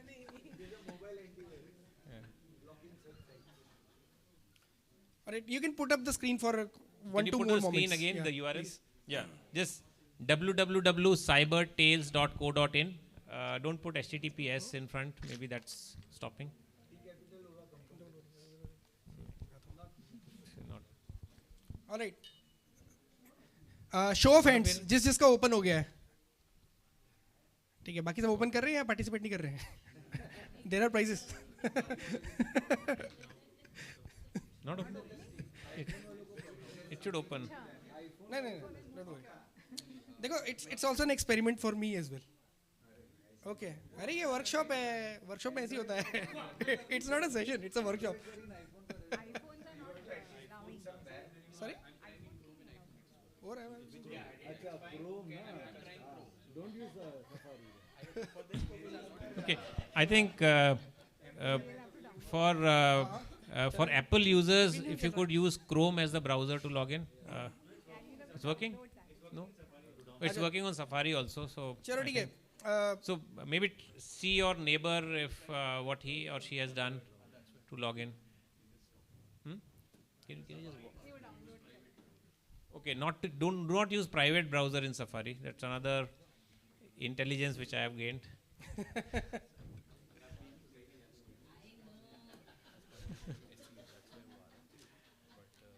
All right. In the interest of time. Okay, we will move forward, but maybe couple of you can go around. We happen to head cyber incident response for KPMG as well. So that's a honor that nobody would like to take because nobody would like to take calls at 3 a.m. in the morning. No. And by the way, I was on the other side of the table as well, right? So what we have done is that it's a simple simulator, right? And as we move ahead, we'll give you situations, okay? And there is zero input from KPMG or anybody else. We'll see what is the consensus-driven thing. So this is, yes. It depending on your answer, the next stage will evolve, right? So that's what we have tried to do here. We'll also so learn. Depending on what, and if there are multiple answers, then it will go for the majority. Right? All right. Everybody is having the screen, right? Good. Let's move ahead. By the way, there might be some internet issues in this room. I'm not sure. Yeah. Jio mein to chalna chahiye. Just wait, just like. Yeah. All right. Kunal. Yeah. So it is very typical in my profession, right? And I'm quite sure that the option would be in your screen as well, right? It will come. It should come. There is some internet issue. Are you seeing the screen? Oh my God. Because They are having some jammers. If you have some other 00 99. You can refresh 110099. That's the code. I have Airtel. I'm not sure in Jio. mein Okay. aapke kya We are seeing some people have got, I think. There is a. हाँ आप करो. This is for you to. So it is a very typical situation. It's a story. Okay. So as you are putting your answers, you know, you are seeing how you know, the people here are responding with this situation. So you have got a, you got a call, you wake up to a call and your CEO's CEO's voice, your data walks unless you talk. बस इतना ही है ना. हाँ, ठीक है. 40K USD Bitcoin, we are open to negotiation. You can click. I'm very happy to see at least they are calling SOC. They will. Right? Yeah, they will register. Yes. So I can see that you are already getting a hold of it. You are already getting we are getting very interesting responses, right? So we'll take a pause here. I think रात के 3 बजे legal phone उठाएगा. So it is a consensus driven game that we have created. The learnings we'll also learn, by the way. We'll see that what is the way of the masses, right? We simply want to do a very small social experiment on that, right? Can you move to the next screen? Yes. So they've chosen to pick SOC, right? Now what happens is that SOC confirms that exfiltration has happened to Romania and log tampering has happened, right? And they have recommended that IR activation and legal notification भेजो. What will you do? And you are an Indian company. So No, we control it because the consensus should be there.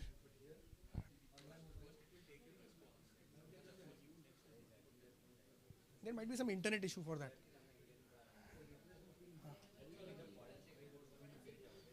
okay, so we are seeing 3 options being selected: loop in legal and prep IR, wait for full forensic report, report to certain.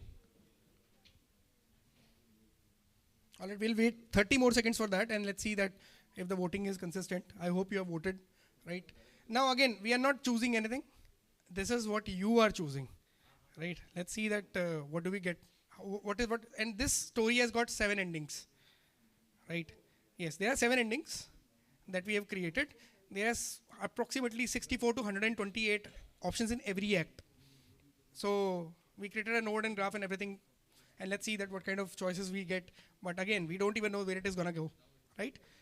I think they wanted to report it to certain. Let's see that what certain says. Now you have got your priorities. What will you do? So generally what happens is File privilege breach notice, request expedited response, share redacted logs. So if you are part of so let me tell you what the protocol is. Generally what happens is that if you reach out to regulators, sometimes they also assist you. They reach you out. Sometimes they ask for logs.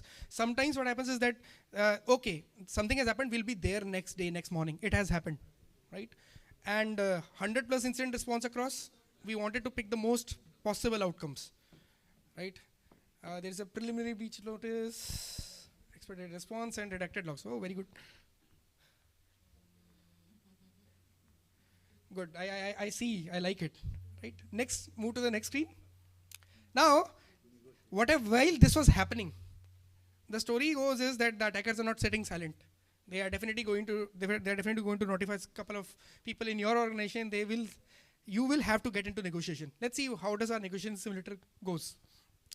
So the attacker threatens that next leak is in 24 hours. Media, regulators, and client will know. Certain will prod you because now you have intimidated them. Pressure mounts. What will you do?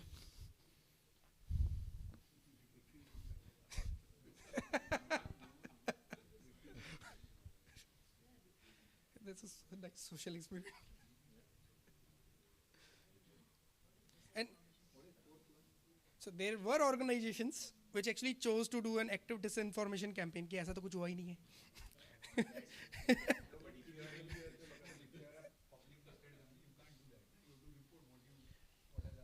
But see, it's like how much do you report? And so it's like this, right? When some attack is happening, you are sure of something has happened. But there is more where you are partly sure or partly unsure. Now you are supposed to report whatever you have to report. But what do you report? Do you report only what you are sure? And then that's where the gray element comes in, right? What is that you are sure of itself? Could you know? Yeah, so it's how much? Like how much? So, okay, you have been attacked. You have been compromised. How much? Till what detail you will And it is very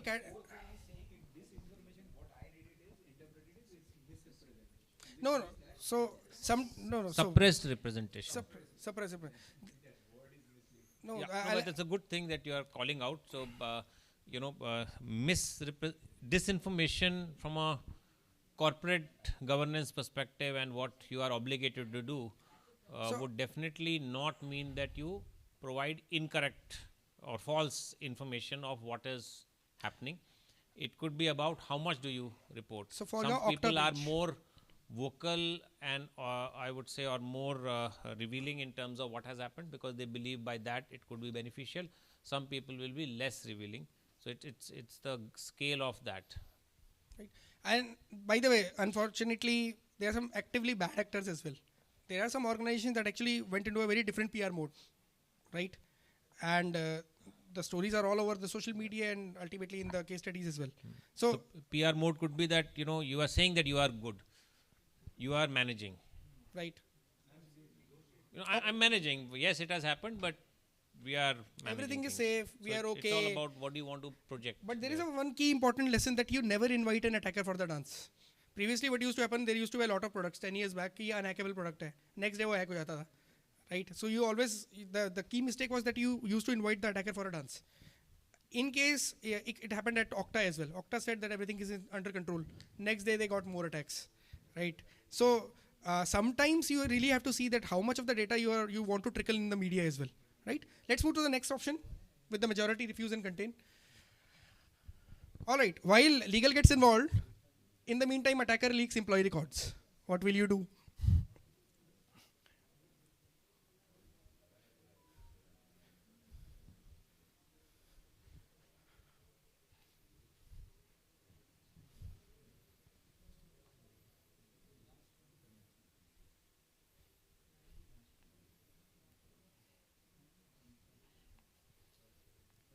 "30 seconds, ladies and gentlemen."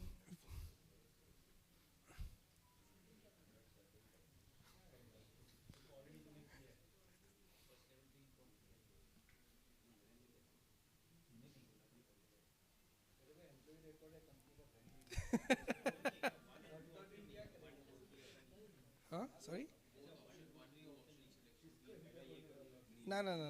There's a reason. क्योंकि उस time पे जब minute निकल रहा होता है ना, तो you only can do one thing. In real life also, you'll have some hours to decide and only act. hours. So And as an organization, you'll take one decision, right? So that's why one decision. Take. All right, majority. Let's go ahead. Alert certain. Alert certain.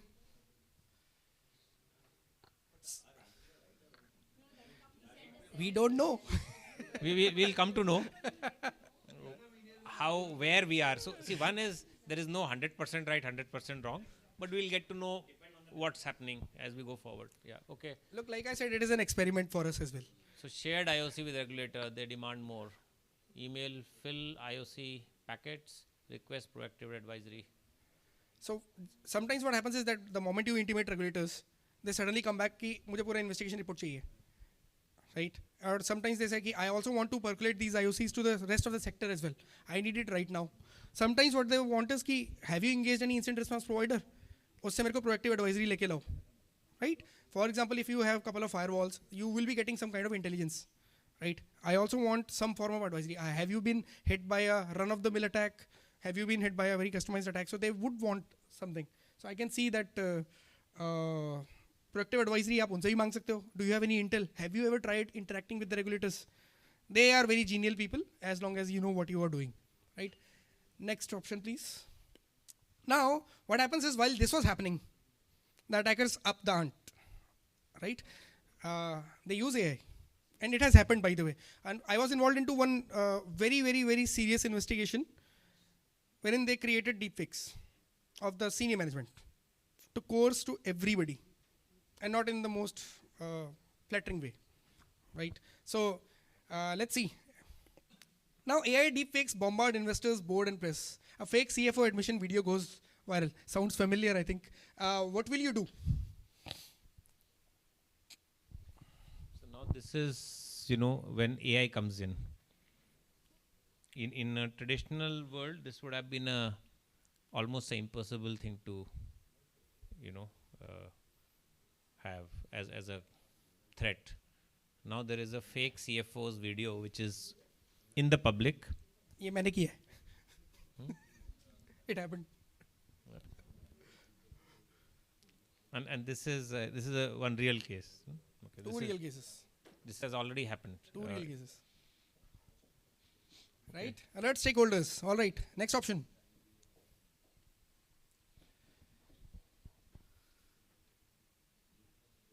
All right. You create an internal memo on deepfakes, but public speculation and sentiment jumps. What will you do? Will you convince your CEO to produce a rebuttal video? When did it happen last time? So will that happen in such a short period of time where things are so dynamic? Hey, next time I'm also going to put a clock there. कि अभी सुबह के कितने बज रहे हैं?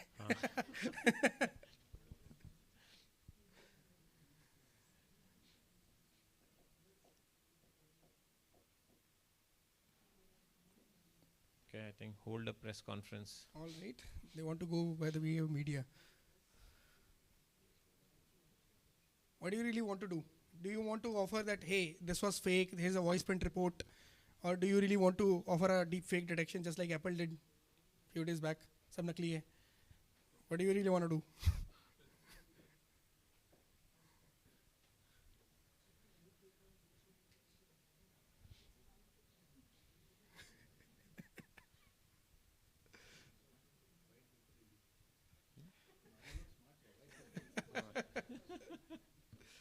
Now, let it get concluded. I'll give a couple of insights. Okay. While there are learnings, we do understand, but this is a story of your own choosing. Pontius Maximus. We are innocent of this.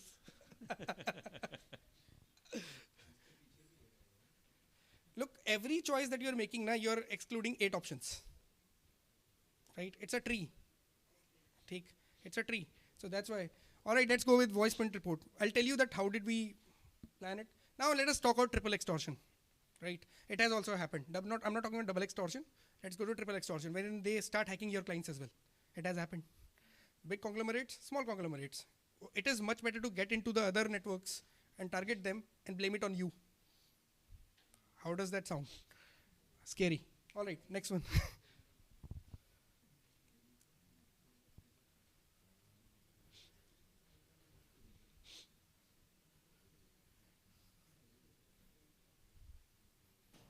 Now it has happened in a real case as well.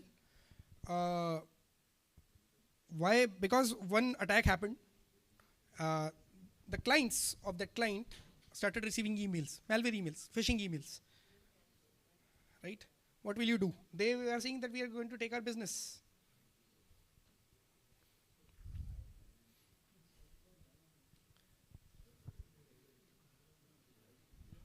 See, all this what you are seeing, these are real things.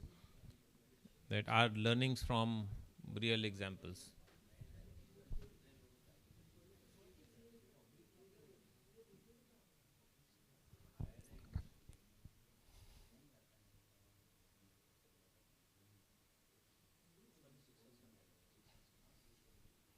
All right. Next I think option. the choice is notify law enforcement. It also happened in a very recent case, 8 months back. Exactly 8 months back. If you're keen on news, big name, you can see that what did they do. In fact, in one of those cases, a subpoena was filed at High Court, and then they restricted. It happened via CERT and IB, and they ensured that everything gets taken down globally, irrespective of the country. They reached out to APNIC, they reached out to EFRINIC, they reached out to everybody, and they said this is going to happen. Again, every statement here, every option here has come from a real life case. So it is not we are hacking something; it has actually happened, and you can just go through it. But still, we want to see that what you are going to do. Okay, so joint advisory is published is what was selected. Translate for partner countries, cross-publish on CERT sites.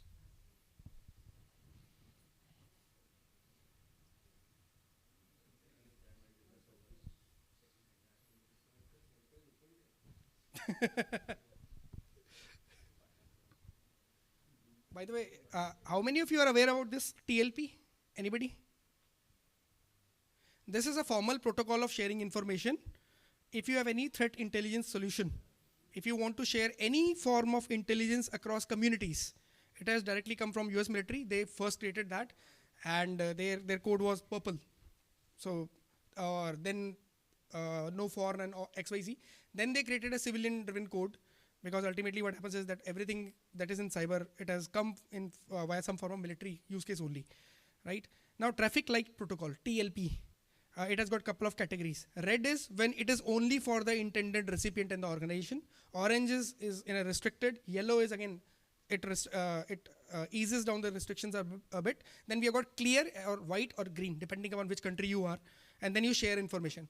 Generally, when you share information with CERT, it is generally either orange, because you are submitting a piece to the regulator, and it is an active ongoing investigation wherein you might be supported by the IR player or the IR provider, right?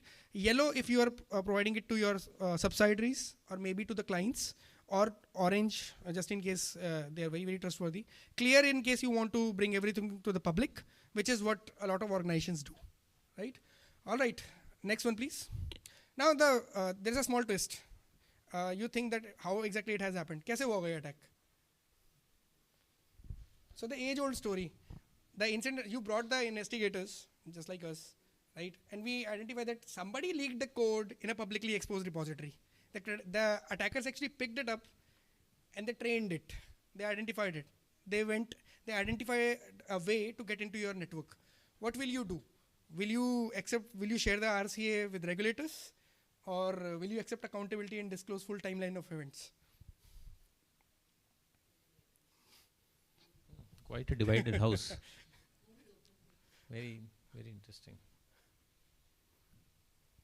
Hey, second one has also happened, by the way. Okta did it, by the way. Okta, after a lot of setbacks, they finally said, "Dekho, ye hua hai hamare saath." Theek. Sorry? Yeah, CrowdStrike did that. Yeah. CrowdStrike did that. So in real life, so as we are saying, the point 2 has happened. Yeah. True. Yeah. That's right. I think from the front desk, the discussion is that not doing point 2 could mean brand impact. Right. Fine, you have reported to a regulator, RCA to regulator, but the entire public at large, if you are a listed company, then a lot of your shareholders, your customers, they don't know, because regulator is not going to share the way you want to share. So it's not a simple choice, but yeah, I think most of us here have selected choice 1. Let's go with choice 1. Let's go with choice 1 then. No, we only go with whatever is the higher percentage there. हाँ जी fine लग गया भाई. So, देखो regulator will do what they have to do, right? It also happened, by the way, in a real case and multiple cases as well, wherein one, Kunal, you were also involved, right? Yeah. Multiple representations went there, and it is bound to happen. Now, either you pay money to the attacker. By the way, nobody chose negotiation option, right? I really liked that. Okay, how many of you guys have actually gone through a cyber attack? Nobody would admit.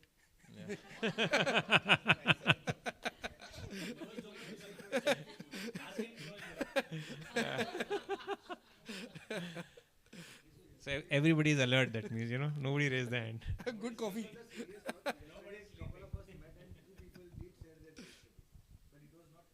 Yeah.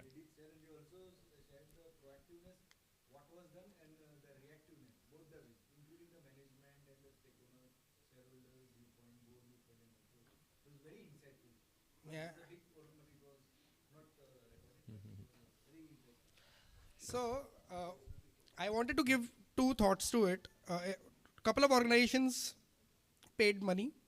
For them, the ransom, for example, it was 500K USD in BTC.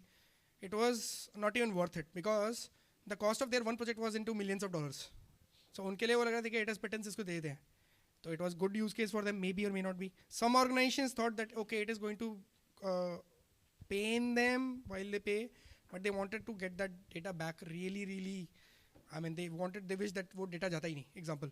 But even when in both of the cases, when the decryption keys came in, the time it took to decrypt that data was in weeks, if not in months. क्योंकि a standard data center hard disk, a standard data center hard disk जो होती है वो 7200 RPM पे चलती है, right? हमने देखा ऐसी गेट की रहती है 7200 RPM. Raptor series 10,000 RPM, small और अगर पुरानी जाओगे तो 5600 RPM. And the write speed of that thing is approximately 480 top में बता रहा हूँ, sustained नहीं, that is megabyte per second. If your data is in couple of terabytes and decryption slows, by the way, क्योंकि आप decrypt कर रहे हो, right? It has got additional disk operations. The peak sustained speed would be give or take 150 to 200 megabyte per second. Coming as somebody who has done it multiple times, and the timeline you are looking at is impossible. And even if there is one hiccup, you have to do it again. So even if you get a decryption key, there are no guarantees that your data will come back. That is again a very important thing and a practical point to keep in mind, because once the encryption has happened, even if there is a minor error which comes into the data, because the encryption is happening remotely, the attacker is not sitting there with full control to make sure all encryption is happening correctly. Even a minor problem here and there could derail the entire decryption activity, because right, next option, it will please. fail there. All right, compliance is hard, right? I generally say, because I used to be a very tech centric guy. I always, my kind apology. I always used to say that compliance is south of security, but it saves you from a lot of lawsuits and regulatory banhammer. So it is hard, right? And I've got utmost respect. But what you can do is quarterly memos, publish an annual report if you're a listed company, right? And there are going to be some changes. I know this story has given you very few options to play with. I didn't really want to complicate it, but we just wanted to give you a sense of things. Sometimes the time is ticking, and you really have one or two choices to act upon in the interest of time, right? Next option, please. Now, we call an end to the story here. I think the pop-up should be on your screen that you wake up, it was a bad dream, but it could have been a real nightmare as well, right? Now, just to wrap these things up, what do you think of this story? What do you think of this experiment? Because I'll tell you a couple of thoughts around it, right? And you can put one or two words or your thoughts around it so that we can see that how did we fare.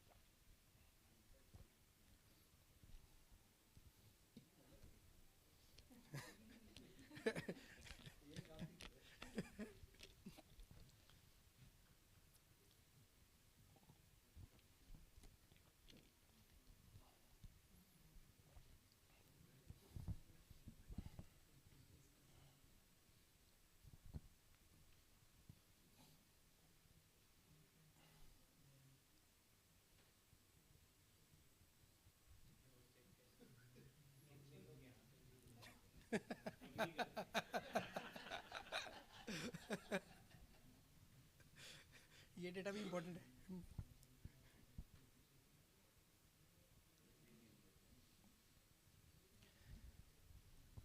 I think we'll wait for 10 more seconds, and then let me give you some views around it.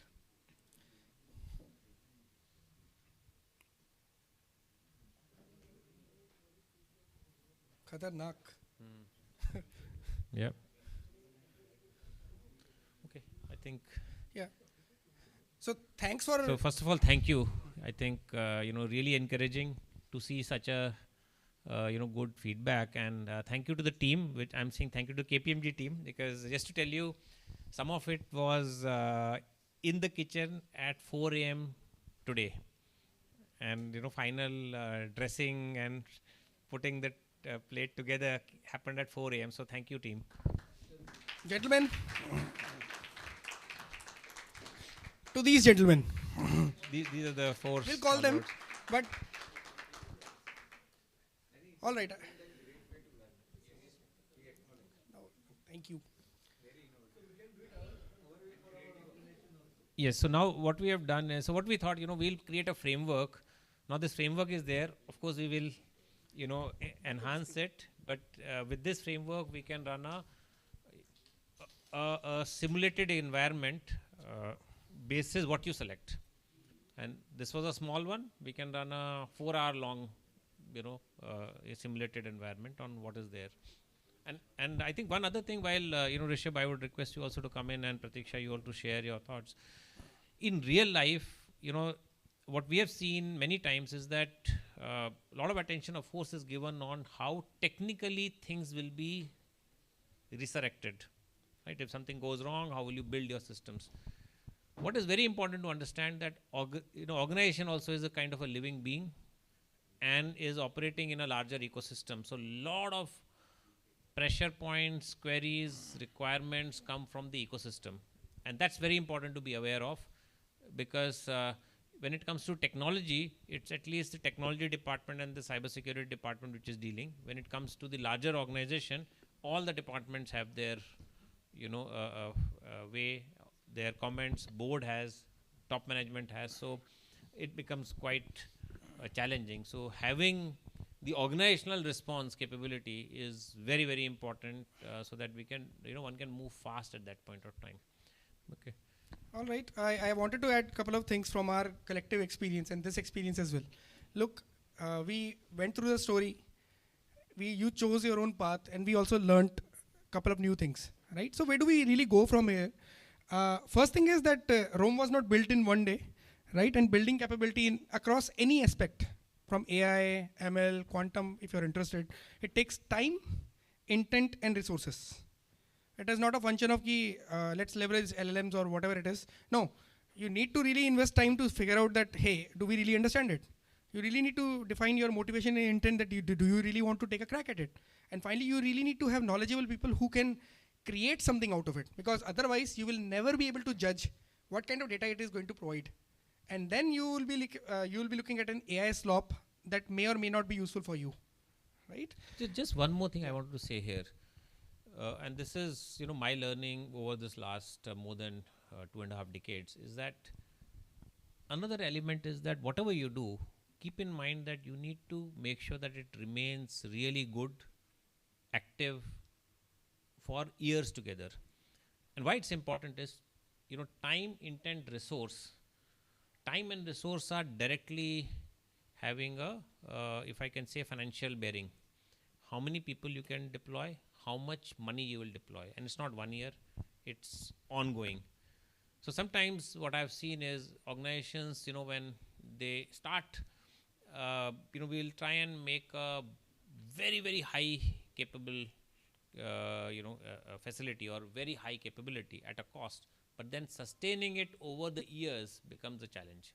So keep in mind that when you're building such things, of course it has to be up to a level, but what kind of cost and energy it will require over the years, that has to be understood, that has to be discussed and explained, and get a buy-in from the top management, so that you can then make sure that whatever you build, that build remains really in pink of health as you go forward. sorry, just one point. Yesterday we were discussing with one of the stock broking organization. So the point came in wherein how much money to invest in security capabilities, right? So it doesn't mean that more investment will lead to better protection. You actually need all the ingredients, which is talent, because even you have the best of the technology, but a poor talent managing it will also cost a lot, and it becomes expensive over a period of time. So it has to be the right balance, which comes with resources, talent, and technology. So I think that's very important. Yep. And we remain hopeful, we three, at least collectively, that while, like we said, consequences at an organization level and consequences at a national level or maybe at a global level, the increased scrutiny and the increased focus, right? We were talking about Operation Sindoor, we are talking about the new age of tech, we are not talking about exploitation, we are talking about indigenous LLMs, we are talking about increased scrutiny into all these fields in whatever forms possible, right? That is going to drive a lot of things in India, right? Fresh blood from mature industries where they have seen things, while SMBs may not have that, the ability or maybe the funding or maybe I would argue that they are very limited from what hand to feed and what to take, right, from that point of view. But ultimately, when you see fresh blood from mature industries, they bring in new experiences, and we are very hopeful for that. In case somebody who has, I'm not sure if you have gone through the lectures of Jan LeCun.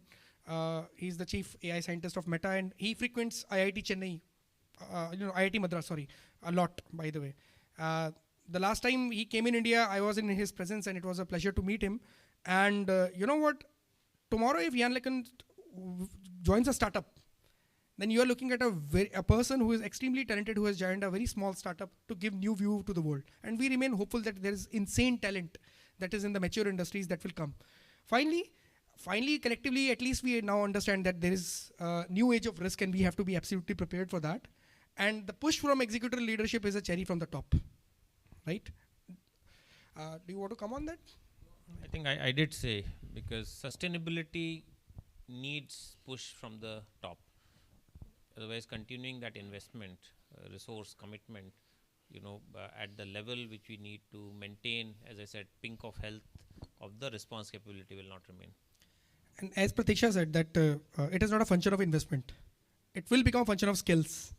You may have the best. So this is RPG 7 or 9. I'm not sure. But hey, it's a good weapon in the good hands. But if even with the best weapons you are loading it wrong, that will be me, that guy, right? So skills matter. Skills matter, and they only matter till they don't matter anymore, because incident has happened. The train has gone, right? So make sure whatever LLMs, whatever tech that we are talking about, right, we are skilled enough to actually exploit that. Otherwise, we are looking at something that we may not even know that it is going to serve us, or we are going to become servile to it, right? All right, summing it all up. First thing is, Kunal, do you want to take this? Yeah. Yeah, maybe you can, while you can read, I'll try and, summarize what we have discussed. Sure. So this is AI-driven, journey is interesting. Like, for example, in our case, we had that deepfake video of CFO. That's a completely new dimension. In a cyber attack response, that was not even thought of, or could not have even thought of, but now it's real. So that new dimension is there, that has to be kept in mind. So it's an interesting journey, amazing journey. We have to have it, because otherwise we will be significantly disadvantageous. But it's also completely unforgiving if you're not prepared, especially. You have to deploy the solutions. And the most important part is you need to have the skills to deploy the solution right. I remember this conversation which I was having with a very senior person. He said that global CISO of one of the top 10 global banks had an internal mandate that if you're deploying a security solution, the team whichever is buying and deploying it within the organization, this global bank, they need to within a year show that at least 30% of features are being used. And I felt that's very, very powerful statement, because we keep buying technology. We don't even know more than 20% of the features. Forget about how to use that feature in the best manner. So skill, which Rishabh was saying, is very important. So deploying solution without right context configuration would give you a false belief of a good capability, while actually it is, it's actually more risky, because that false belief will let your guards down. Should we undermine the new age of risk? I don't think so. We can. Governance is going to be your guiding light. It's more important now, because with social media, any act which is not fulfilling the corporate governance requirement of the organization, the country, the global environment, can have far-reaching consequential impact. So we have to be aware of it. And last but not the least, practice, because without that, nothing happens.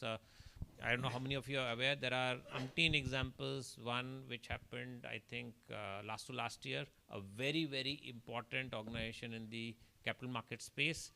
It had an impact, not really cyber, but a simple, disruption impact. And while they had a process that within a couple of hours they'll move to the DR side, they could not move. And then they also had a serious questions which came to them from the regulator. Now, everything was there, but the confidence that it will deliver in 2 hours was not there. So practice is something which is very important, because without that, while even if you have it, at the time when the real thing happens, you will have doubts whether we can go that path. So please, make sure you practice. That's I think the sum and substance of what we wanted to say. I just wanted to add one last thing, because practice is something that we also do on a daily basis, right? Amateurs only practice till they get it right. But professionals or veterans, they practice till they can't get it wrong. You need to ensure that it becomes your second nature, right? If there is one key takeaway, that is the key takeaway that you should take, right?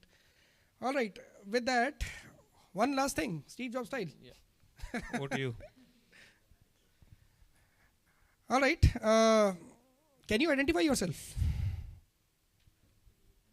Remember when you scanned that QR code, which we said that, that no-name QR code that everybody started to scan when it was put on screen. Nobody asked you to scan it, right?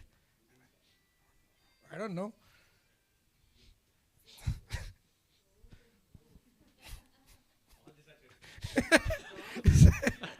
Let me find you. That's the QR code. Right? So, while we say phishing, let's be very aware of. I was planning to put some additional QR codes on your table, but ठीक है, time नहीं मिला मुझे. Just awareness. I think that's the most important thing. All right. You know what? 40 people scanned the QR code, right? 22% were Apple users, so it is agnostic. The exploit works. Good. 88% provided their names, which is a good and considerable number. That's how data is being collected. 55% provided their location. Yep. Right? And 80% provided access to their cameras.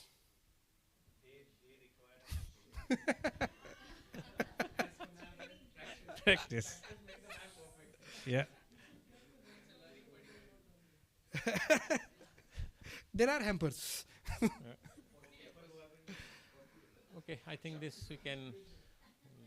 All right, we would. Previous slide. Okay, so that's some of the our way of saying what are the different capabilities we should have. We can keep the previous slide maybe. If people want to see, they can take a. All right. I think we also want to open the floor for Q&A, questions, answers, critiques, insights, right? So this is the moment. Okay. So I think we can we move to the next slide, please? Check. So I think there is one shortage which we are having. Okay, which I think is time, right? No, I think we do have time, so we're open to take enough questions. We have time. We have because I believe we had a wonderful workshop, so we'd love to invite as many questions as you all have. So yeah. Okay, so my smile is bigger now because we have time, because we wanted to engage on the questions. So thank you. Guys, can you also come? Yes, so firstly, before we begin with the questions, let's give a huge round of applause to our presenters right here. A fantastic start to the event, and I think a wonderful workshop indeed. But yes, our team is just about to join us here. Okay, and we do have questions, so yes. Can we please pass the mics in the audience? Oh, they are They're coming up. So they're part of our team. So I think Part Angad of our is, team. yeah. So, If you all have questions, you all can please. what I have realized, right, with grey hairs, newest tech is a little bit difficult. So we said we'll get the new breed who actually do it. Thank you, Prajwal. So some role we have to play, right? Sorry? Thanks. So this is the team, and Rishabh, Pratiksha, I think they're the guys who have Let's give a huge round of applause to the Thank you entire guys. team.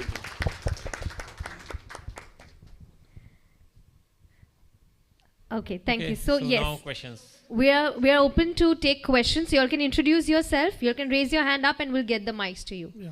Yes, sir. Hi, I'm Jigar Parekh from Cognizant.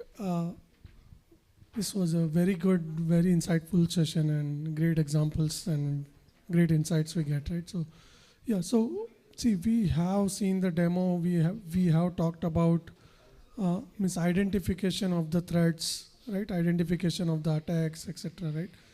But another part is equally important is how can we prevent that, or how can we restrict that, right? We have seen the Operation Sindoor. Everyone is talking about we have gone inside the Pakistan and attack it, right? But then the major achievement from there is that we have also we were prepared, we have predicted that they will also fire, and we have restricted them, right? So many missiles we have dissolved, right? So that is equally important in terms of cyber threats, right? So that part also we need to work very aggressively, that once we identify the threat, how quickly we can prevent that to be spread across the organization, like ransomware attack or whatever attacks we get, right? Just need some insights on that as well, that what can be done, what are the best practices we can follow in that regards. Sure. So let me start, and then maybe you can.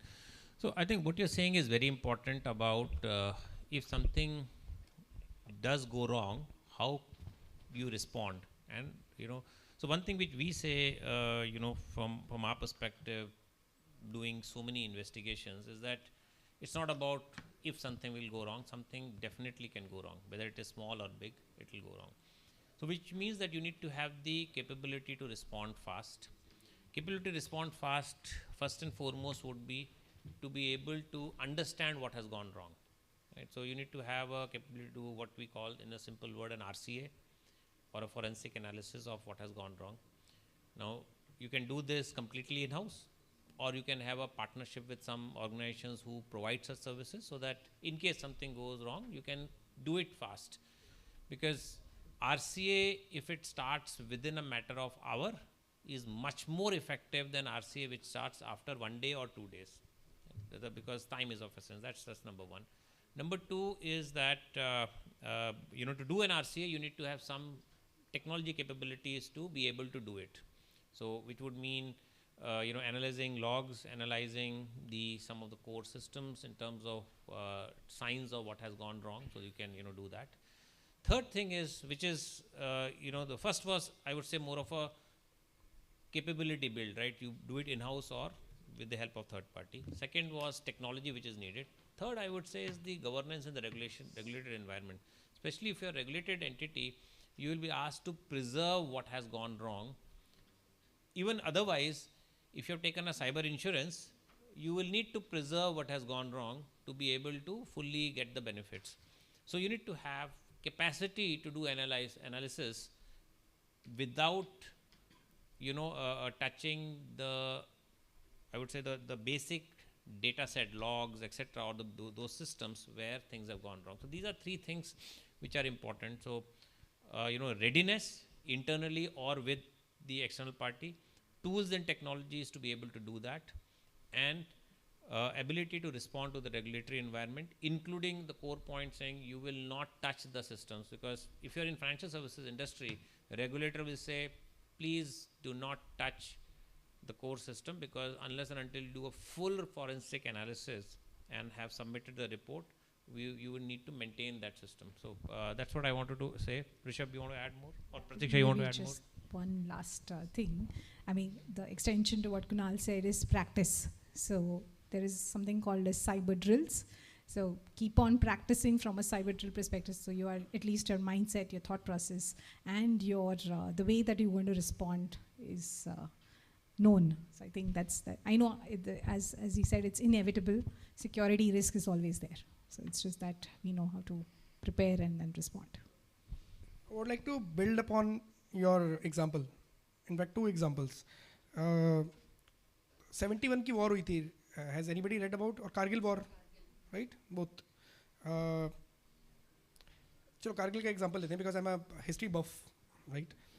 When we identified that they had radars to detect our planes, right? In one single day, we increased our service ceiling. In fact, जो flying जो sortie ceiling है, for example, they might be flying at 30,000 feet. Example, they went to 40,000 feet. They changed their tactics, but they knew it is going to work. The equipment is going to support them. India bought AH-64 Apache, service ceiling of 6,500 meters. What went wrong? It malfunctions. क्योंकि oxygen कम है, fuel mixture दिक्कत करता है. वहाँ इतना lift आपको मिलता नहीं है helicopter को. You know what we did? हमने प्रचंड बना दिया. HAL प्रचंड. Inducted into army, 119 orders placed, and that is the highest. I mean, that is a gem of a machine. That machine can fly and conduct attacks and recon and do whatever and whatnot. It is compatible with the entire stack at 6,500 plus meters, right? Now take that corollary to yourself as well, right? You should know your limits. As an organization, the CERT mandate says that you need to protect or preserve the logs of last 180 days as per the law of the land, right? You need to report in 6 hours. But do you even have the ability to do that? Do you really know that what is the known unknown and unknown unknown, right? Before you even report, because जब incident होता है ना, then everything becomes critical. अब सब कुछ critical है. You touch a system, you are losing forensics telemetry. So in that case, what really happens is that you really should know that what are your crown jewels. You should practice with them, and you should ensure that you have that confidence, as Kunal said, that that hey, we will be able to do something about it. Finally, as a closing note, I have a working theory of from an incident response POV, जिसे हम कहते हैं कि live off the land. So till the time somebody is outside your environment or somebody is beyond the border, they can live in their lands. They have supply chain. They have ability to subside, right? But the moment they enter inside your enterprise environment, they have to be really, really stealthy. They have to be ensured that whatever steps they are taking, it is not detected by your SIEM, ADR, antivirus, DLP, and XYZ. So the ability to sustain is greatly reduced. So what you can do is probably harden your environment. See that the traffic is adequately intercepted and identified and monitored. See the right use cases are configured on SIM. When was the last time you actually went through your use cases and identified कि ये use case नहीं चल रहा है, right? So you have to make your enterprise environment a cold, welcome, and unwelcoming place for the people to sustain and subside. Only then you will be able to do it. So you combine these 3 things, and you should be okay, right? I hope that answered that. Thank you. Thank you for addressing that. Yes, we have one more question coming up. Hi, Kunal and team. First of all, thank you so much for conducting such a wonderful and insightful workshop. Thank you. Thank you. Yeah. See, my question is, what has been observed, and that is true with most of the organizations, whenever some incident happens, these incidents don't come to the knowledge even internally, most of the time, right? As a matter of fact, the people can't take learning or know what has gone wrong. It remains restricted to a few who are into that particular department of cybersecurity or information security department. So that is the one thing. And these cyber attackers, they are able to compromise your systems because possibly their knowledge level is better than yours, right? As my friend said, the professionals are those who not only practice, but they keep on practicing till the time they go wrong. So what is the way out whereby the bank teams or the organization teams can stay ahead of and think like that cyber attacker and be proactively defensive into those kind of attacks which can be prepared well in advance? Okay, so I think very important question in that how do we, so it's like, if it's a 24/7 by 365, you have to be up and ready all the time, and the attacker needs to find one loophole. So which is correct, but the response to that as an organization, what you can do, I think most important I would say is practice, which I think all of us are saying, you're also saying, practice and making sure that organization is aware, not individual, organization is aware, and organization is confident about the capability. The capability might be, kind of best in the world, or could be best which you can achieve. But you should be confident on that capability. That's very important. That will only come through practice. That's one, part in terms of how do you build the response. Second thing is, this sometimes we have seen that organizations put more time and resources on preventive capabilities. So you will invest a lot in firewalls, you will invest a lot in DLP, you will invest a lot in, let's say, antivirus. But the response capability, which is about being able to analyze abnormal behavior which has gone wrong and then responding to that. That again, I think, is important to be built. So that is the second part which I would say in that side. And I think these will be the two main points in terms of responsiveness. Otherwise, of course, we have to build a good capability even to reduce the chances of you getting attacked. Because why I'm saying that is important is because, see, the other side are not people who are just trying to attack. That's a full-fledged economy. So, in fact, this was asked in last Davos by the Prime Minister of Estonia said, and it came in Forbes, that if you add all the cyber criminals together in terms of a country, the GDP will be around $8 trillion. So bigger than it's now 10.8. Okay, it's now gone up. So they are like growing the third faster. largest economy. So that's so the cyber criminal organizations also have a CFO, a chief marketing officer. They only don't have a chief compliance and a chief regulatory officer, but otherwise they have all such people, and they are also therefore going out to those entities which are easiest prey. So building good capability will reduce the chances for you, and the first two are important to respond faster. Thank you for addressing that. We do have one or two questions more, if you're okay. Yes, sir. Yes. Hello. Sir, having state of the technology is not everyone's cup of tea. Hi. Okay.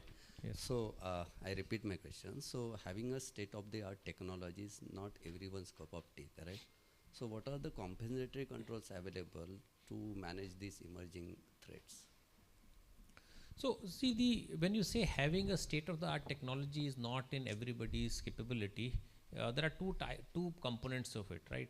Building and using. Building sophisticated technology is not possible, that's fine.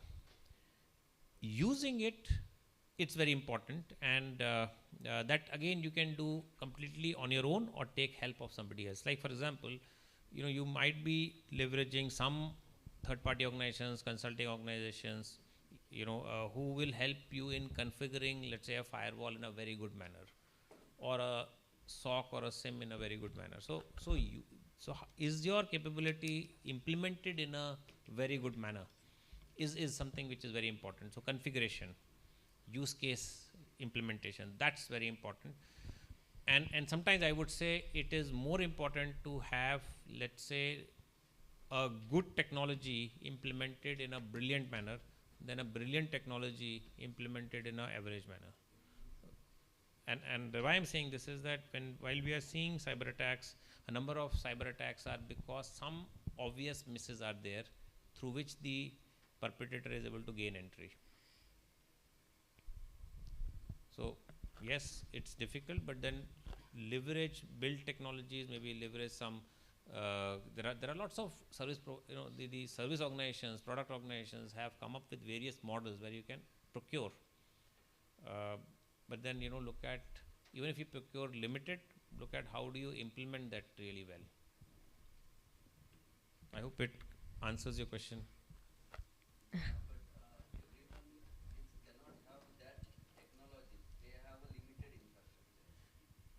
So within that, you'll have to look at it, and it's not that you can't do within that, right? It's like think there are some hard realities. To say we will not invest at all is not a question. Right. Now, for example, the US government came out with a statistic, and then some organizations are following, saying that cybersecurity budget should be around 10% of IT budget. Right. There are budget points about coming on how much IT should be with the revenue. Now, if today you are saying that, I work a lot in banking sector, so banking and finance. So if you are saying that your mobile phone is generating 80% of your business, then you need to protect that, invest on that to be the best of the breed. Right. So sometimes I feel, maybe your question, I'm reading it this way, that are you being able to allocate the right kind of resources within your wherewithal? Now, that is something which should be looked at, and then see what you can do the best within that. Right. Other part also will be, if you're a smaller organization, because the value attached is smaller, some of the, so let me put it the other way around, right? When this Operation Sindoor happened, I happened to talk to a lot of financial services organizations. The organizations which are really, really critical for nation state, they had a huge spike on the cyber attacks. And I also spoke to organizations which are not that critical. There the spike was lesser. So the perpetrators also are going after those assets which are more important. So it's not that everything is, red and lost. You have to be within your financial wherewithal, but within that, are you doing the best is, I think, the bigger question. To say that, there are things which are out of my reach, it's a good debate over a cup of coffee or over a glass of beer, but then that's not going to help. You need to see, are you doing the best within your wherewithal? No, where I'm coming from, because in ISO 27001, latest version, there are some controls like information deletions or data masking or DLP. People are under impression that we need those tools installed in our infrastructure, but that is a cost to the organization, correct? So we don't have that much cost to invest. Then how we can then compensate, means having or we get complied against that if we don't have tools? I think this, in my mind, there are methods in which you can look at. Okay, so at a very broad level, to say that that's not possible, I will not subscribe to that basis my background. Having said that, it's also an important point to understand there is a cost of doing business. Right? So you are doing business, and there is a cost of doing business which has to be, lived with. Like, again, I'll give example of banking. The loans turn NPA, but banks still give loan, right? You have to manage the NPA within the limit. So I think that would be probably a couple of things. And maybe just a very tactical solution. So there are these tech stacks. So for example, if you're using Microsoft as a tech stack within your enterprise, so there are these native technologies within the tech stack itself which can be utilized, which will not be like a major cost investment from that perspective, from a tech perspective. Skills are still required, but I'm just trying to say that there are native functionalities which the existing tech stacks are also evolving over a period of time. That can also be considered, because that will have relatively lesser requirement from a cash flow outage perspective. Sometimes it becomes a function of architecture. Sorry, going into a tech kind of a discussion. DLP nahi hai to firewall to hai. Can we tune firewall to an extent? Now, if the organization is only having one firewall, that I cannot subscribe, right? Because again, we are going into a single point of failure kind of mode. So while we do understand there are some challenges, the frameworks themselves do not subscribe to the notion कि यार आपको technology चाहिए. They simply say कि you should achieve it the way you want, as long as this objective is being achieved, right? So one more example. Now, law of the land is law of the land. You need to store logs. Now, you can store it via ELR, Enterprise Log Repository. You can store it via SIEM, or you can store logs by whatever mechanisms the systems natively provide. Like Windows में event viewer है, Linux में कुछ और है. Example दे रहा हूँ मैं. So the frameworks are not saying that go ahead and buy and invest capital. They are simply saying, hey, whatever you have, make sure you get compliant. Because while there's a cost to compliance, sometimes you also have to be compliant to the law as well. क्योंकि वहाँ पे हम ये नहीं बोल सकते ना कि मेरे पास logs ही नहीं है. While unfortunately कभी-कभी ऐसा होता है, but ठीक है, that's where we are, right? There are open source as well. Yeah. So for example, Snort is a very good open source IDS tool.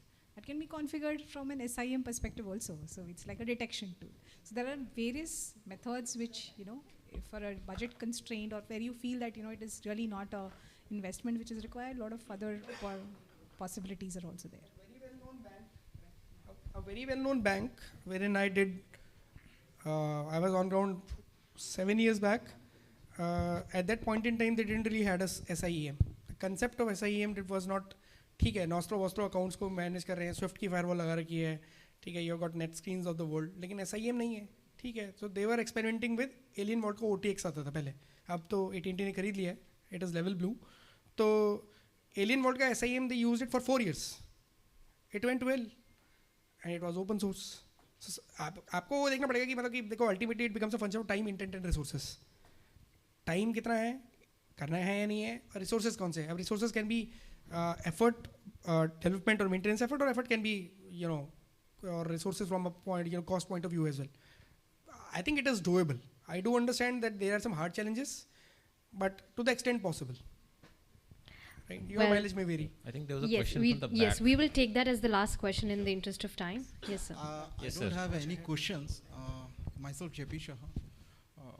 Just I would like to say the answer to the second person. Okay, to add on your thought. Okay. So he was having, I believe, a question regarding that how to defend it. Okay.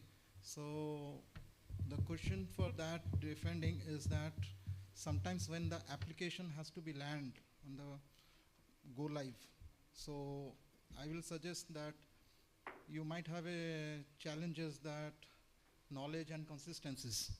So in this era, rightly saying, you will not have, once you have your own person, whatever the challenges you will have in the real scenario.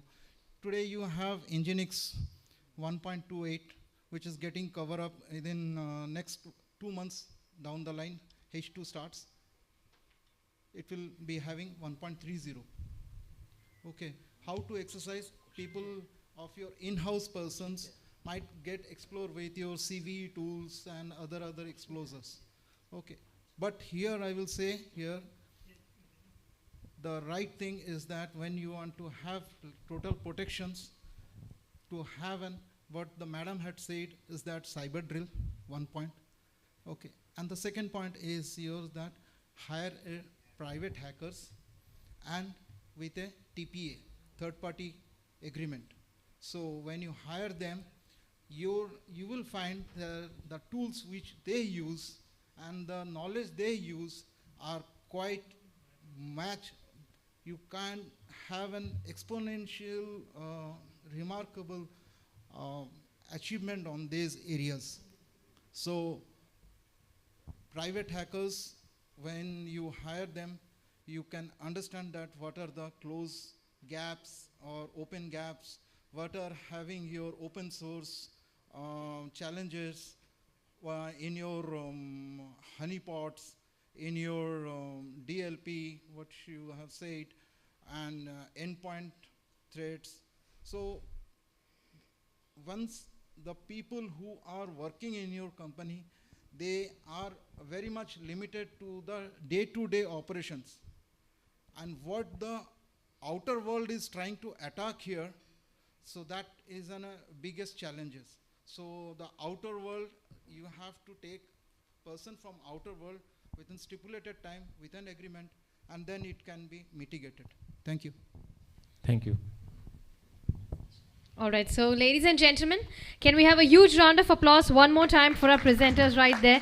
I must say that was a fantastic workshop, and this workshop has truly added a lot of value to why we are here today. So thank you one more time. With that, I'd like to invite Mr. Kali Mahapatra, head at INFOCOM, to join us and felicitate our presenters with a memento, a token of appreciation. Let's give a round of applause one more time for Mr. Kunal Pande, National Co-Head, Digital Risk and Cyber, KPMG.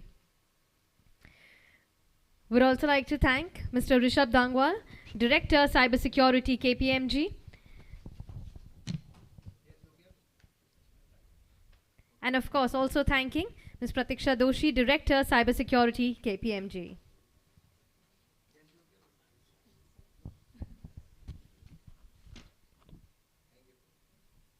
Thank you. Can we have a group picture together, please?